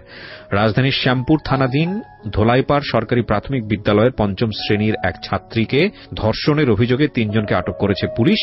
বাদী সালমা আক্তার 40, যিনি আজকে আমার সঙ্গে স্টুডিওতে আছেন, ইনি জানিয়েছেন গত 8ই নভেম্বর বৃহস্পতিবার আইরিন ব্র্যাকেটে ছদ্মনাম আপনি আপনার মেয়ের নাম এখানে ব্র্যাকেটে ছদ্মনাম ব্যবহার করেছেন, আমরা নিজেরা নাম উচ্চারণও করিনি আজকে এখানে। স্কুল কোচিং শেষ হয় বিকাল 3টায়, কিন্তু তার মেয়ে বাসায় না ফিরলে সে স্কুলে যায় এবং স্কুল বন্ধ দেখে প্রধান শিক্ষককে ফোন দেন এবং স্কুল সহ পরিচিত লোকজন ও আত্মীয় স্বজনদের কাছে খবর নেন। এক পর্যায়ে এলাকার মাইকিং করলে কোনো খবর না পেয়ে শ্যামপুর থানায় একটি সাধারণ ডায়েরি করেন। তার নম্বর হচ্ছে 341, তারিখ হচ্ছে 8/11/2018। পরদিন শুক্রবার সন্ধ্যা আনুমানিক 7টায় তারা জানতে পারেন তাদের মেয়ে মামলায় অভিযুক্ত আটককৃত আসামি আব্দুর রবের বাসায় আছে। তৎক্ষণাৎ তারা আব্দুর রবের বাসা থেকে অচেতন অবস্থায় তার মেয়ে আইরিনকে উদ্ধার করে তাদের বাসায় নিয়ে আসে। তাদের মেয়েকে পাওয়া গেছে শুনতে পেয়ে স্কুলের প্রধান শিক্ষক, জিডি তদন্ত কর্মকর্তা সাব ইন্সপেক্টর মোহাম্মদ, নামটা এখানে কেন আসেনি, আচ্ছা ঠিক আছে, সাংবাদিকরা উপস্থিত হন। কিন্তু আইরিনের কোনো হুঁশ না থাকায় কি হয়েছিল সেটা জানা যায়নি। এক সময় রাত আনুমানিক 9টায় হুঁশ ফিরলে সে জানায় স্কুল কোচিং শেষে মামলার আটককৃত আসামি খন্দকার জান্নাতুল ফেরদৌসের স্কয়ার হেলথ কেয়ার ফার্মেসিতে গেলে, এই ফার্মাসির নাম কি স্কয়ার হেলথ কেয়ার, আচ্ছা স্কয়ার হেলথ কেয়ার ফার্মাসিতে গেলে তার মুখ অচেতন নাশক ঔষধ মাখায় এবং এরপর তার আর কিছু মনে নেই। পরদিন শুক্রবার কেন সে আব্দুর রবের বাসায় গেল তা সে জানে না। একথা শুনে তার পরিবার রাতে ঢাকা মেডিকেল কলেজ হাসপাতালে ভর্তি করলে মেয়ের শারীরিক অবস্থা খারাপ দেখে ওসিসিতে ভর্তি করা হয়। পরে আইরিনের মা সালমা বেগম রবিবার রাতে শ্যামপুর থানায় একটি মামলা দায়ের করলে গোপন সংবাদের ভিত্তিতে পুলিশ রবিবার রাতে 3 জনকে আটক করে পরদিন সোমবার 5 দিনের রিমান্ড চেয়ে আদালতে সোপর্দ করেন। এরপরের টুকু আমার সংবাদে আর নাই, কিন্তু এখানে আমি অবশ্যই ধন্যবাদ দিব আইন প্রয়োগকারী সংস্থা, বিশেষ করে পুলিশকে। আমি এটা সত্যি আমি যখন এই ধরনের কোনো অ্যাক্টিভিটিস দেখি আমার খুব ভালো লাগে, আমার খুব গর্ব করতে ইচ্ছে করে। I am really proud because police এইসব জায়গাগুলোতে খুব সেন্সিটিভ। সেটা হচ্ছে যে আমরা জানি যে ওনাদেরকে সোপর্দ করার পরে ওনাদেরকে আবার আদালতে হাজিরা করা হয়েছে জামিনের জন্য, কিন্তু পুলিশ স্বেচ্ছায় যেটা করেছে যে ওনাদেরকে যাতে জামিন না করা হয় সেটার একটা ব্যবস্থা করেছে এবং আমি যতদূর জানি ওনারা এখনো জেলে আছে, আমি যদি ভুল না করে থাকি। ঠিক, তো সেটার লেটারও আমি দেখতে পাচ্ছি এখানে আপনারা পুলিশ স্বেচ্ছায় এই এটা করেছে, কারণ ওনাদের তো আপনাদের তো উকিল ধরতে হতো। আপনারা কি উকিল ধরেছিলেন? ধরছি, উকিল আছে আমার। আচ্ছা, তো ঠিক আছে, 3 জনকে ধরে নিয়ে গেল। আমি সময় পেলে আরো কিছু ডকুমেন্টস আমি আমার শ্রোতা যারা আছেন তাদেরকে পড়ে শোনাবো। হ্যাঁ হ্যাঁ। মামলা করার পরে মানে থানার লোকেরা জিজ্ঞাসাবাদ করলো আমার বোনকে, আমার মাকে। ওসি বলল যে সবে তো মাত্র থাকা শুরু, এখানে আরো কত থাকতে হবে। কে বলল এটা? ওসি, থানার ওসি আমার মাকে বলল। ওসি 4 দিন থাকার পরে বাচ্চাকে থানায় নেওয়া হলো। থানায় একটা রাত রাখার পরে পরের দিন সকালবেলা কোর্টে ওঠা হলো ম্যাজিস্ট্রেটের কাছে জবানবন্দি দেওয়ার জন্য। তখন কিন্তু আমার বোন ভিডিওর কথাটা বললো ম্যাজিস্ট্রেটের কাছে জবানবন্দি দেওয়ার আগে। আচ্ছা, আর এর যে 4 দিন যে আমার বোন ঢাকা মেডিকেলে ছিল ওইখানে কিন্তু আমাদের বেশি থাকতে দেওয়া হয় নাই, ওর সাথে কথাও বলতে দেওয়া হয় নাই, আর ও আমাদেরকে বলেও না। আর ঠিক আছে, ওখানে ফর্মালিটিস আছে, তোমার বোন তো বলেছে। তখন কিন্তু বলেছে ভিডিওর কথা। তখন আমরা বলছি যে তুমি তোমার বেশি কথা ওর সাথে বলি না, বলছি তোমার সাথে যা যা অন্যায় হয়েছে, তোমার সাথে যা হয়েছে খারাপ হয়েছে, তোমার সাথে যা যা হয়েছে তুমি সব বলবা। এমনকি প্রধান শিক্ষক স্কুলে মানে কৌশলে ওকে ডেকে নিয়ে শরীরে বিভিন্ন জায়গায় স্পর্শ করতে। তোমাদের কাছে বলেছে? জি বলেছে। আচ্ছা, ওর কাছ থেকে শুনে একটু। এইরকম একটা ঘটনা তুমি কি বলেছো এটা তোমার ফ্যামিলিকে বলেছো যে প্রধান শিক্ষকের বিষয়টা, নাকি ওরা তোমাকে আজকে সাজিয়ে গুছিয়ে এখানে নিয়ে আসছে এই ধরনের কথা বলার জন্য? না, করতো এরকম প্রধান শিক্ষক করতো তোমাকে? জি। তো করতো, তুমি বাসে এসে কেন বলতে না বলো তো? যেদিন আমি মানে কি বৃহস্পতিবার ছিল যেদিন হারানোর দিন, সেদিন টাচ করেছিল। ওই একদিনই করেছে নাকি বেশ কয়েকদিন করেছে? ওই দিনই শুধু করেছে, ওই হারানোর দিন। মানে ওই ঘটনার পরে তুমি ফার্মেসিতে যাও? ওই ঘটনার পরে আমি বাসায় যাই, বাসায় যে খাবার খেয়ে আবার তারপরে তুমি স্কুলে আসো, এসে কোচিং এর পরে তুমি ফার্মেসিতে যাও, রাইট? কোচিং শেষের পর। জি, আমি আরেকটা কথা বলছি, ওকে জিজ্ঞাসা করেন যে হেড স্যার ওকে কি বলতো তোমাকে? হেড স্যার আমাকে বিভিন্ন খারাপ কথা বলতো। হেড স্যার কোথায় আছে? আমার বাসায়। হেড স্যার এখন কোথায় আছে? স্কুলে। ওনার নামে মামলা হয়নি? ওনার নামে মামলা করতে ম্যাজিস্ট্রেটের কাছে বলতে পারে নাই, ছোট মানুষ। আর থানায় কইছি করে নাই। থানায় যেদিন ওর নামে মামলা হয় এদিনে ওনার নামে মামলা হইতো। এত বড় একটা ঘটনা ঘটে গেল প্রধান শিক্ষকের ব্যাপারে, আপনারা তো আগে থেকেই বিষয়গুলো আপনারা কিছুটা হলো টাচ করতে পারছিলেন। যদি আপনাদের কথা সত্য হয়ে থাকে তাহলে আপনি মামলাতে শুধুমাত্র 3 জনের নাম কেন দিলেন? প্রধান শিক্ষকের নাম কেন জড়ালেন না? দিতে চাইছি, থানার কেউ লয়নি, সাক্ষী ও সাংবাদিকেরা লইব না, প্রধান শিক্ষকের নাম লইব না। তারপরে এখন আবার কি করে শুনবেন, এখন আবার মেডিকেলের সার্টিফিকেট বাইরেছে পর আবার আমাদেরকে ডাইকে নিয়েছে থানায়, ওই আজম ডাইকে নিয়ে আমার বড় বোনের সকাল। এখন বলে যে ওই মহিলা যে ভিডিও রেকর্ডিং করছে ওগুলা বাদ, আগের দিন ধরবো না, সেদিন রাইতে রেপ করছে কেটা সেটা নাম বলো তুমি। কথা স্যার বুঝছেন, বলতে পারবে না, কারণ ও তো কইতেই পারে না। অন বলতেছে আগের ঘটনার বাদ। আমি কেন আমার মেয়ে ধারাবাহিকভাবে আসি। ও দাবি করছে যে হেড স্যারের সঙ্গে খারাপ ব্যবহার করেছে, কিন্তু আপনারা সেখানে নতুন করে নাম ঢোকাতে পারেন নাই, কিন্তু আপনারা কি জানেন আপনারা যে লয়ারকে ধরছেন সেটা হচ্ছে যে এই মামলার চার্জশিট কি দেওয়া হয়েছে? মামলার না না চার্জশিট দেওয়া হয়নি। কোন লয়ারের নাম্বার আছে আপনার কাছে? ওকে, লয়ারের সঙ্গে এখন নতুন যে আচ্ছা, এই লয়ার আপনার এই বিষয়টা ডিল করছে। ওকে, আমরা লয়ারের সঙ্গে কথা বলছি। প্রিয় শ্রোতা, আপনারা স্ট্যান্ড বাই থাকুন। আমাদের এই লয়ার বিষয়টি নিয়ে কতটুকু ইনভলভ বা আদৌ তিনি আমাদের সঙ্গে কথা বলতে চান কিনা সেটা আমরা একটু আপনাদের সঙ্গে ইনভলভ করাচ্ছি।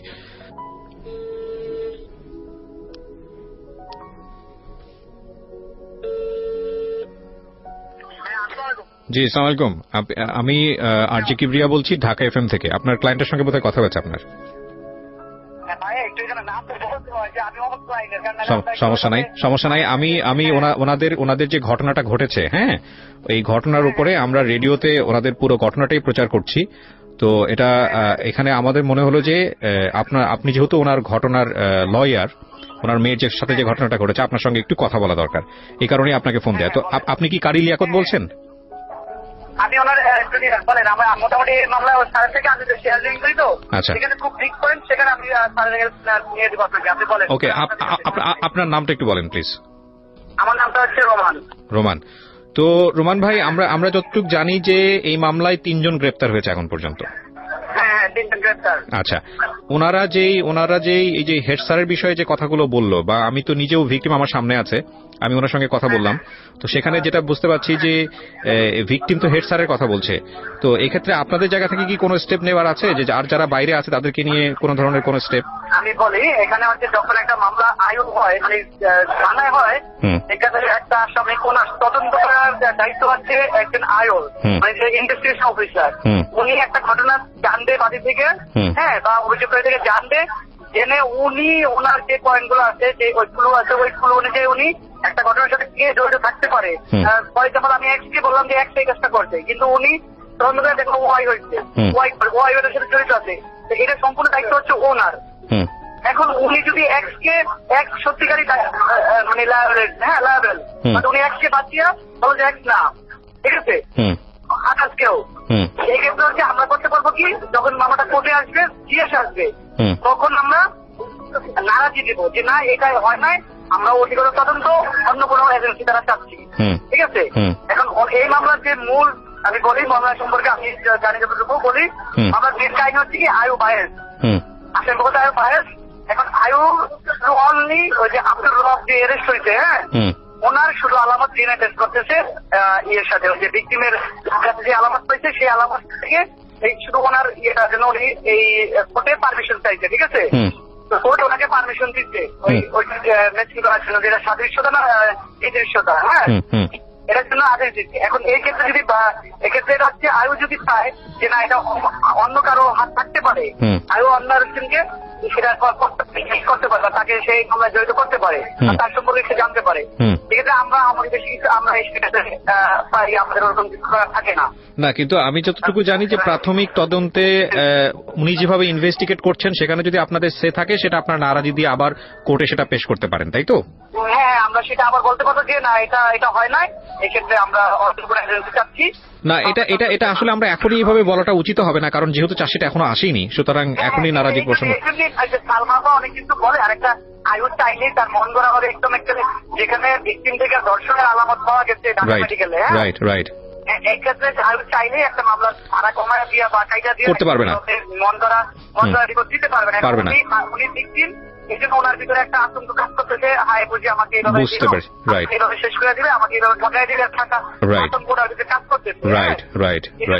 আমরা যারা মিডিয়া, আমরা যারা এইখানে এগুলা হেল্প করতেছে, তাদের আমাদের বেশি খুব আতঙ্ক হলে চলবে না, আমাদের তাকে সান্ত্বনা দিয়ে রাখতে হবে। রাইট। আরেকটা বিষয় আমি আপনাদের কাছ থেকে একটু জানতে পারি কিনা, সেটা হচ্ছে এই ধরনের মামলাতে ওনার তো নিজেদের কোনো অ্যাবিলিটি নাই, মানে সেই অর্থে ইকোনমিক কোনো অ্যাবিলিটি নাই, সেক্ষেত্রে আপনারা কিভাবে সহযোগিতা করছেন?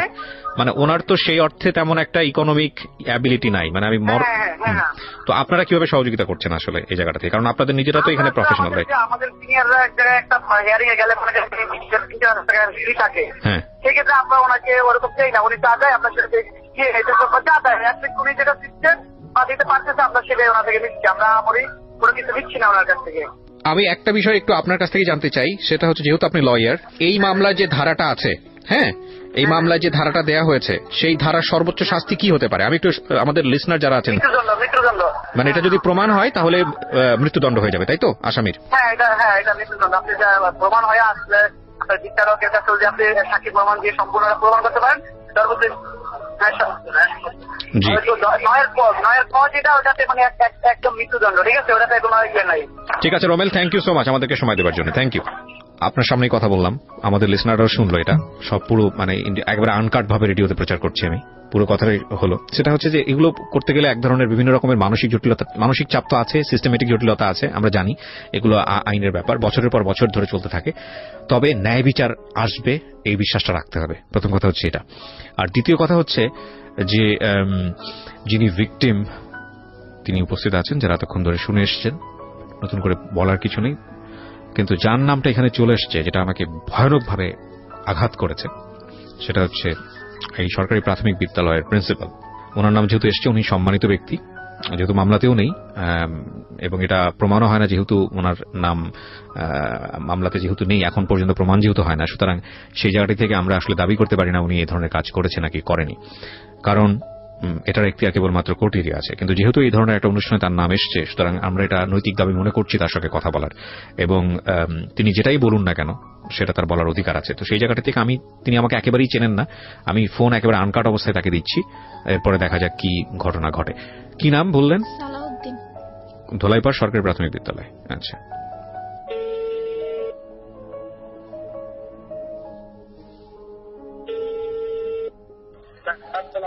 জি আসসালামু আলাইকুম সালাউদ্দিন সাহেব, আমি আর জি কিবরিয়া বলছি ঢাকা এফএম থেকে। আচ্ছা, বিষয়টা যেটা হচ্ছে যে আপনার স্কুলের, হ্যাঁ, ধোলাইপাড় সরকারি প্রাথমিক বিদ্যালয়ের ৫ম শ্রেণীর ছাত্রী, আমরা ওর নামটা মেনশন করছি না রেডিওতে, আপনি কেসটা নিশ্চয়ই জানবেন। ওনার মা যে অভিযোগটা করেছে এবং এটার একটা মামলাও হয়েছে, এখানে প্রসঙ্গত বলে রাখি যে মামলায় আসলে মামলার যে এজাহার সেখানে আপনার কোনো নাম নাই। ওরা যে স্টোরিটা এখানে এসে বলেছে এই মুহূর্তে, তো সেই জায়গাটায় আমরা দেখতে পাচ্ছি যে ভিকটিম যে মানে আপনার ছাত্রী যে, হ্যাঁ, সে এক অর্থে আপনিও জড়িত এরকম একটা কথা বলছে। এখানে আসলে আপনার কি বলার আছে? আমি এখানে ডিউ রেসপেক্ট বলে রাখি যে যেহেতু আপনার নামটা এখানে আসেনি, সুতরাং এখানে আপনার বক্তব্যটাও প্রাসঙ্গিক হয়ে যায়, সেই জন্যই আপনাকে ফোন দেয়া। আর আপনি যেহেতু স্কুলের প্রধান শিক্ষক, সেই রেসপেক্টটা আমাদের কোনো অংশেই কমতি নাই। সো আপনার আসলে কি বলার আছে বিষয়টা নিয়ে, বা আপনি কতটুকু জানেন? দায়িত্বের জায়গা থেকে তো আপনারও কিছু না কিছু করার ছিল, কি হয়েছে আসলে আমাদেরকে যদি বলতেন। আপনাকে ধন্যবাদ জানাই বলতেছি যে এটা স্কুলের একটা বাইরের ঘটনা ছিল, ঠিক আছে? স্কুলের বাইরের ঘটনা? স্কুলের বাইরের ঘটনা। এবং শ্যামপুর থানায় যখন এটার মামলা হয়েছে, শ্যামপুর থানার থেকে এটা তদন্ত হয়েছে, এরপরে তদন্ত হয়ে এটা আবার আপনার ইয়েতে গেছে শেরপুরা থানা। আচ্ছা, ভিকটিম সাপোর্টার যেটা আছে। আচ্ছা, ভিকটিম সাপোর্ট সেন্টার থেকে তো আপনাকেও ডাকা হয়েছিল আমরা যতটুকু জানি। হ্যাঁ, আমি গিয়েছিলাম এবং ওইখান থেকে ওরা আসছিল, তদন্ত আসছিল। আচ্ছা, ওইখান থেকে ওই তাপসিংহা থানাতে এক পুলিশ অফিসার আসছিল, আমি ছিলাম না ওইদিন, আমি ছুটিতে ছিলাম। উনি আমার সহকারী প্লাস হলো আমার যে স্টুডেন্টরা ছিল ওদের থেকে একটা স্টেটমেন্ট উনি নিয়েছে। আচ্ছা, যেদিন এই ঘটনাটা হয়েছে সেদিন ছিল বৃহস্পতিবার, বিএসসি পরীক্ষা চলে তখন। জি, আমি আমার এক সহকারীকে নিয়ে পরীক্ষার কেন্দ্রে গিয়েছিলাম, ওই সহকারীও স্টেটমেন্ট দিয়েছিল, স্যার আমি একসাথে আমরা 9:30টার দিকে পরীক্ষার হলে থাকি এবং ওইখান থেকে আমরা প্রায় 1:30টার দিকে ওইখান থেকে দিয়েছি। না, কিন্তু একটা বিষয় তো এখানে স্পষ্টভাবে এসছে যে আপনার স্কুলে আসা অবস্থায় হচ্ছে সে মানে হারিয়ে যায়, এবং এ ব্যাপারে যেটা হচ্ছে যে সালমা যিনি অভিযোগ করলেন যে আপনার সঙ্গে বহুবার যোগাযোগ করেছে, আপনার কাছ থেকে সাহায্য চেয়েছে তার বাচ্চাকে খুঁজে পাওয়ার জন্য, সেক্ষেত্রে আপনারা কোনো সহযোগিতা করেননি, এটা আসলে কতটুকু সত্য? সম্পূর্ণ মিথ্যা কথা। আচ্ছা, উনি আমার বাসায় যখন গেছে 3টার পরে, আমি তখন মানে ভাত খেয়ে তখন স্টুডেন্ট পড়াচ্ছি আমার বাসায়, কারণ জিএসসি পরীক্ষার কিছু এরপর দিন হলো ইংরেজি পরীক্ষা। বাসায় পড়াচ্ছেন মানে আপনি প্রাইভেট পড়াচ্ছেন, তাই তো? আমার হ্যাঁ, ওই তো স্টুডেন্ট ছিল আর কি। আচ্ছা, ওরা বাসায় আসে। আচ্ছা, কয়েকজন। আচ্ছা, এখানে আরেকটা বিষয় এসছে সালাউদ্দিন সাহেব, সেটা হচ্ছে যে আমরা এরকম শুনলাম সালমার কাছ থেকে যে মানে বাচ্চাদেরকে এইরকম বাসায় পড়ানো বা কোচিং পড়াতে এটা বাধ্য করা হয়, এটা আসলে কতটুকু সত্য আপনার স্কুলের ক্ষেত্রে? না, এটার কোনো সত্যতা নাই, এটা মিথ্যা কথা। আর আমাদের ওই যে আছে আপনার যে 5ম আর 8ম, আমাদের এখানে 8ম পর্যন্ত আছে। জি, 8ম পর্যন্ত। 5মের আমাদের নিজে থেকে যে 5ম পিছিয়ে পড়ে ছেলে মেয়েদেরকে আমরা বিশেষ একটা ক্লাসের ব্যবস্থা করে থাকি ছুটির পরে। আচ্ছা, এটা আমাদের অফিস থেকে একটা নির্দেশ থাকে যে ওদেরকে আপনারা যে করেই হোক পিছিয়ে পড়া ছেলে মেয়েদেরকে একটু অগ্রসর করবেন। আচ্ছা ঠিক আছে। আচ্ছা, আমাদের জায়গা থেকে একটা বিষয় আমরা বুঝতে পারছি যে আপনি যেটা বলছেন যে ওনারা যেটা অভিযোগ করছে সেটা সম্পূর্ণরূপে মিথ্যা, আপনার বিরুদ্ধে যে অভিযোগটা এসছে। আচ্ছা, আমরা সেটা প্রচার করছি। পাশাপাশি আমাদের যিনি ভিকটিম, আমরা তো তার নামটা মেনশন করছি না, আপনার ছাত্রী, তার কাছ থেকেও এরকম কথা এসছে যে আপত্তিকর জায়গাগুলোতে আপনার জায়গা থেকে এক ধরনের ইয়ে ছিল। আমি আসলে স্পষ্টভাবে উচ্চারণ করতে চাচ্ছি না এই বিষয়টা রেডিওতে। তো আপনার ছাত্রী ক্লাস 5-এ পড়ে। হ্যাঁ, আমি প্রশ্নটা একটু কমপ্লিট করি যে ওর কি আপনার প্রতি কোনো ব্যক্তিগত ক্ষোভ ছিল যে কারণে আপনার মনে হতে পারে যে আপনার সম্পর্কে মিথ্যা কথা বলছে, যেটা তো হওয়ার কথা না একটা শিক্ষকের বিরুদ্ধে। আসলে ওদের যে বক্তব্য, সেই বক্তব্য অনুযায়ী যেটা বুঝতে পারছি, যেটা লম্বা সময় ধরে হয়েছে, চেতনানাশক ঔষধ প্রয়োগ করে এটা লম্বা সময় ধরে হয়েছে, এটা আসলে স্কুলে থাকা মানে এটার সাথে আপনি জড়িত ছিলেন না। ওইটা কি করছে তা হচ্ছে ওগুলা আমি কিছু বলতে পারবো না। ওগুলা এটা কি করতে পারে সেটা তাদের ব্যাপার। এটা স্কুলের বাইরে কি করছে না হয়েছে এটা পুলিশ ইনভেস্টিগেশন করছে। পুলিশ কি পাইছে না পাইছে সেটা আমিও জানি না। আপনার কাছে যেরকম বলছে আমি এরকম শুনছি। খন্দকার জান্নাতুল ফেরদৌসকে কি আপনি চিনতেন? জান্নাতুল ফেরদৌসকে আমি তো স্টুডেন্ট নাকি চিনি। খন্দকার জান্নাতুল ফেরদৌস আমি চিনি না। খন্দকার জান্নাতুল ফেরদৌস হচ্ছে এই মামলার 1 নম্বর আসামি। এনার তো আপনাকে চেনার কথা, এতদিনে তো জানার কথা। আপনার স্কুলের ছাত্রী, সে ভিকটিম হয়েছে, আপনি তাকে চেনার কথা। কেউ যদি তাকে কিছু করে থাকে আমরা বলছি বারবার যে তার আমরা বিচার চাই।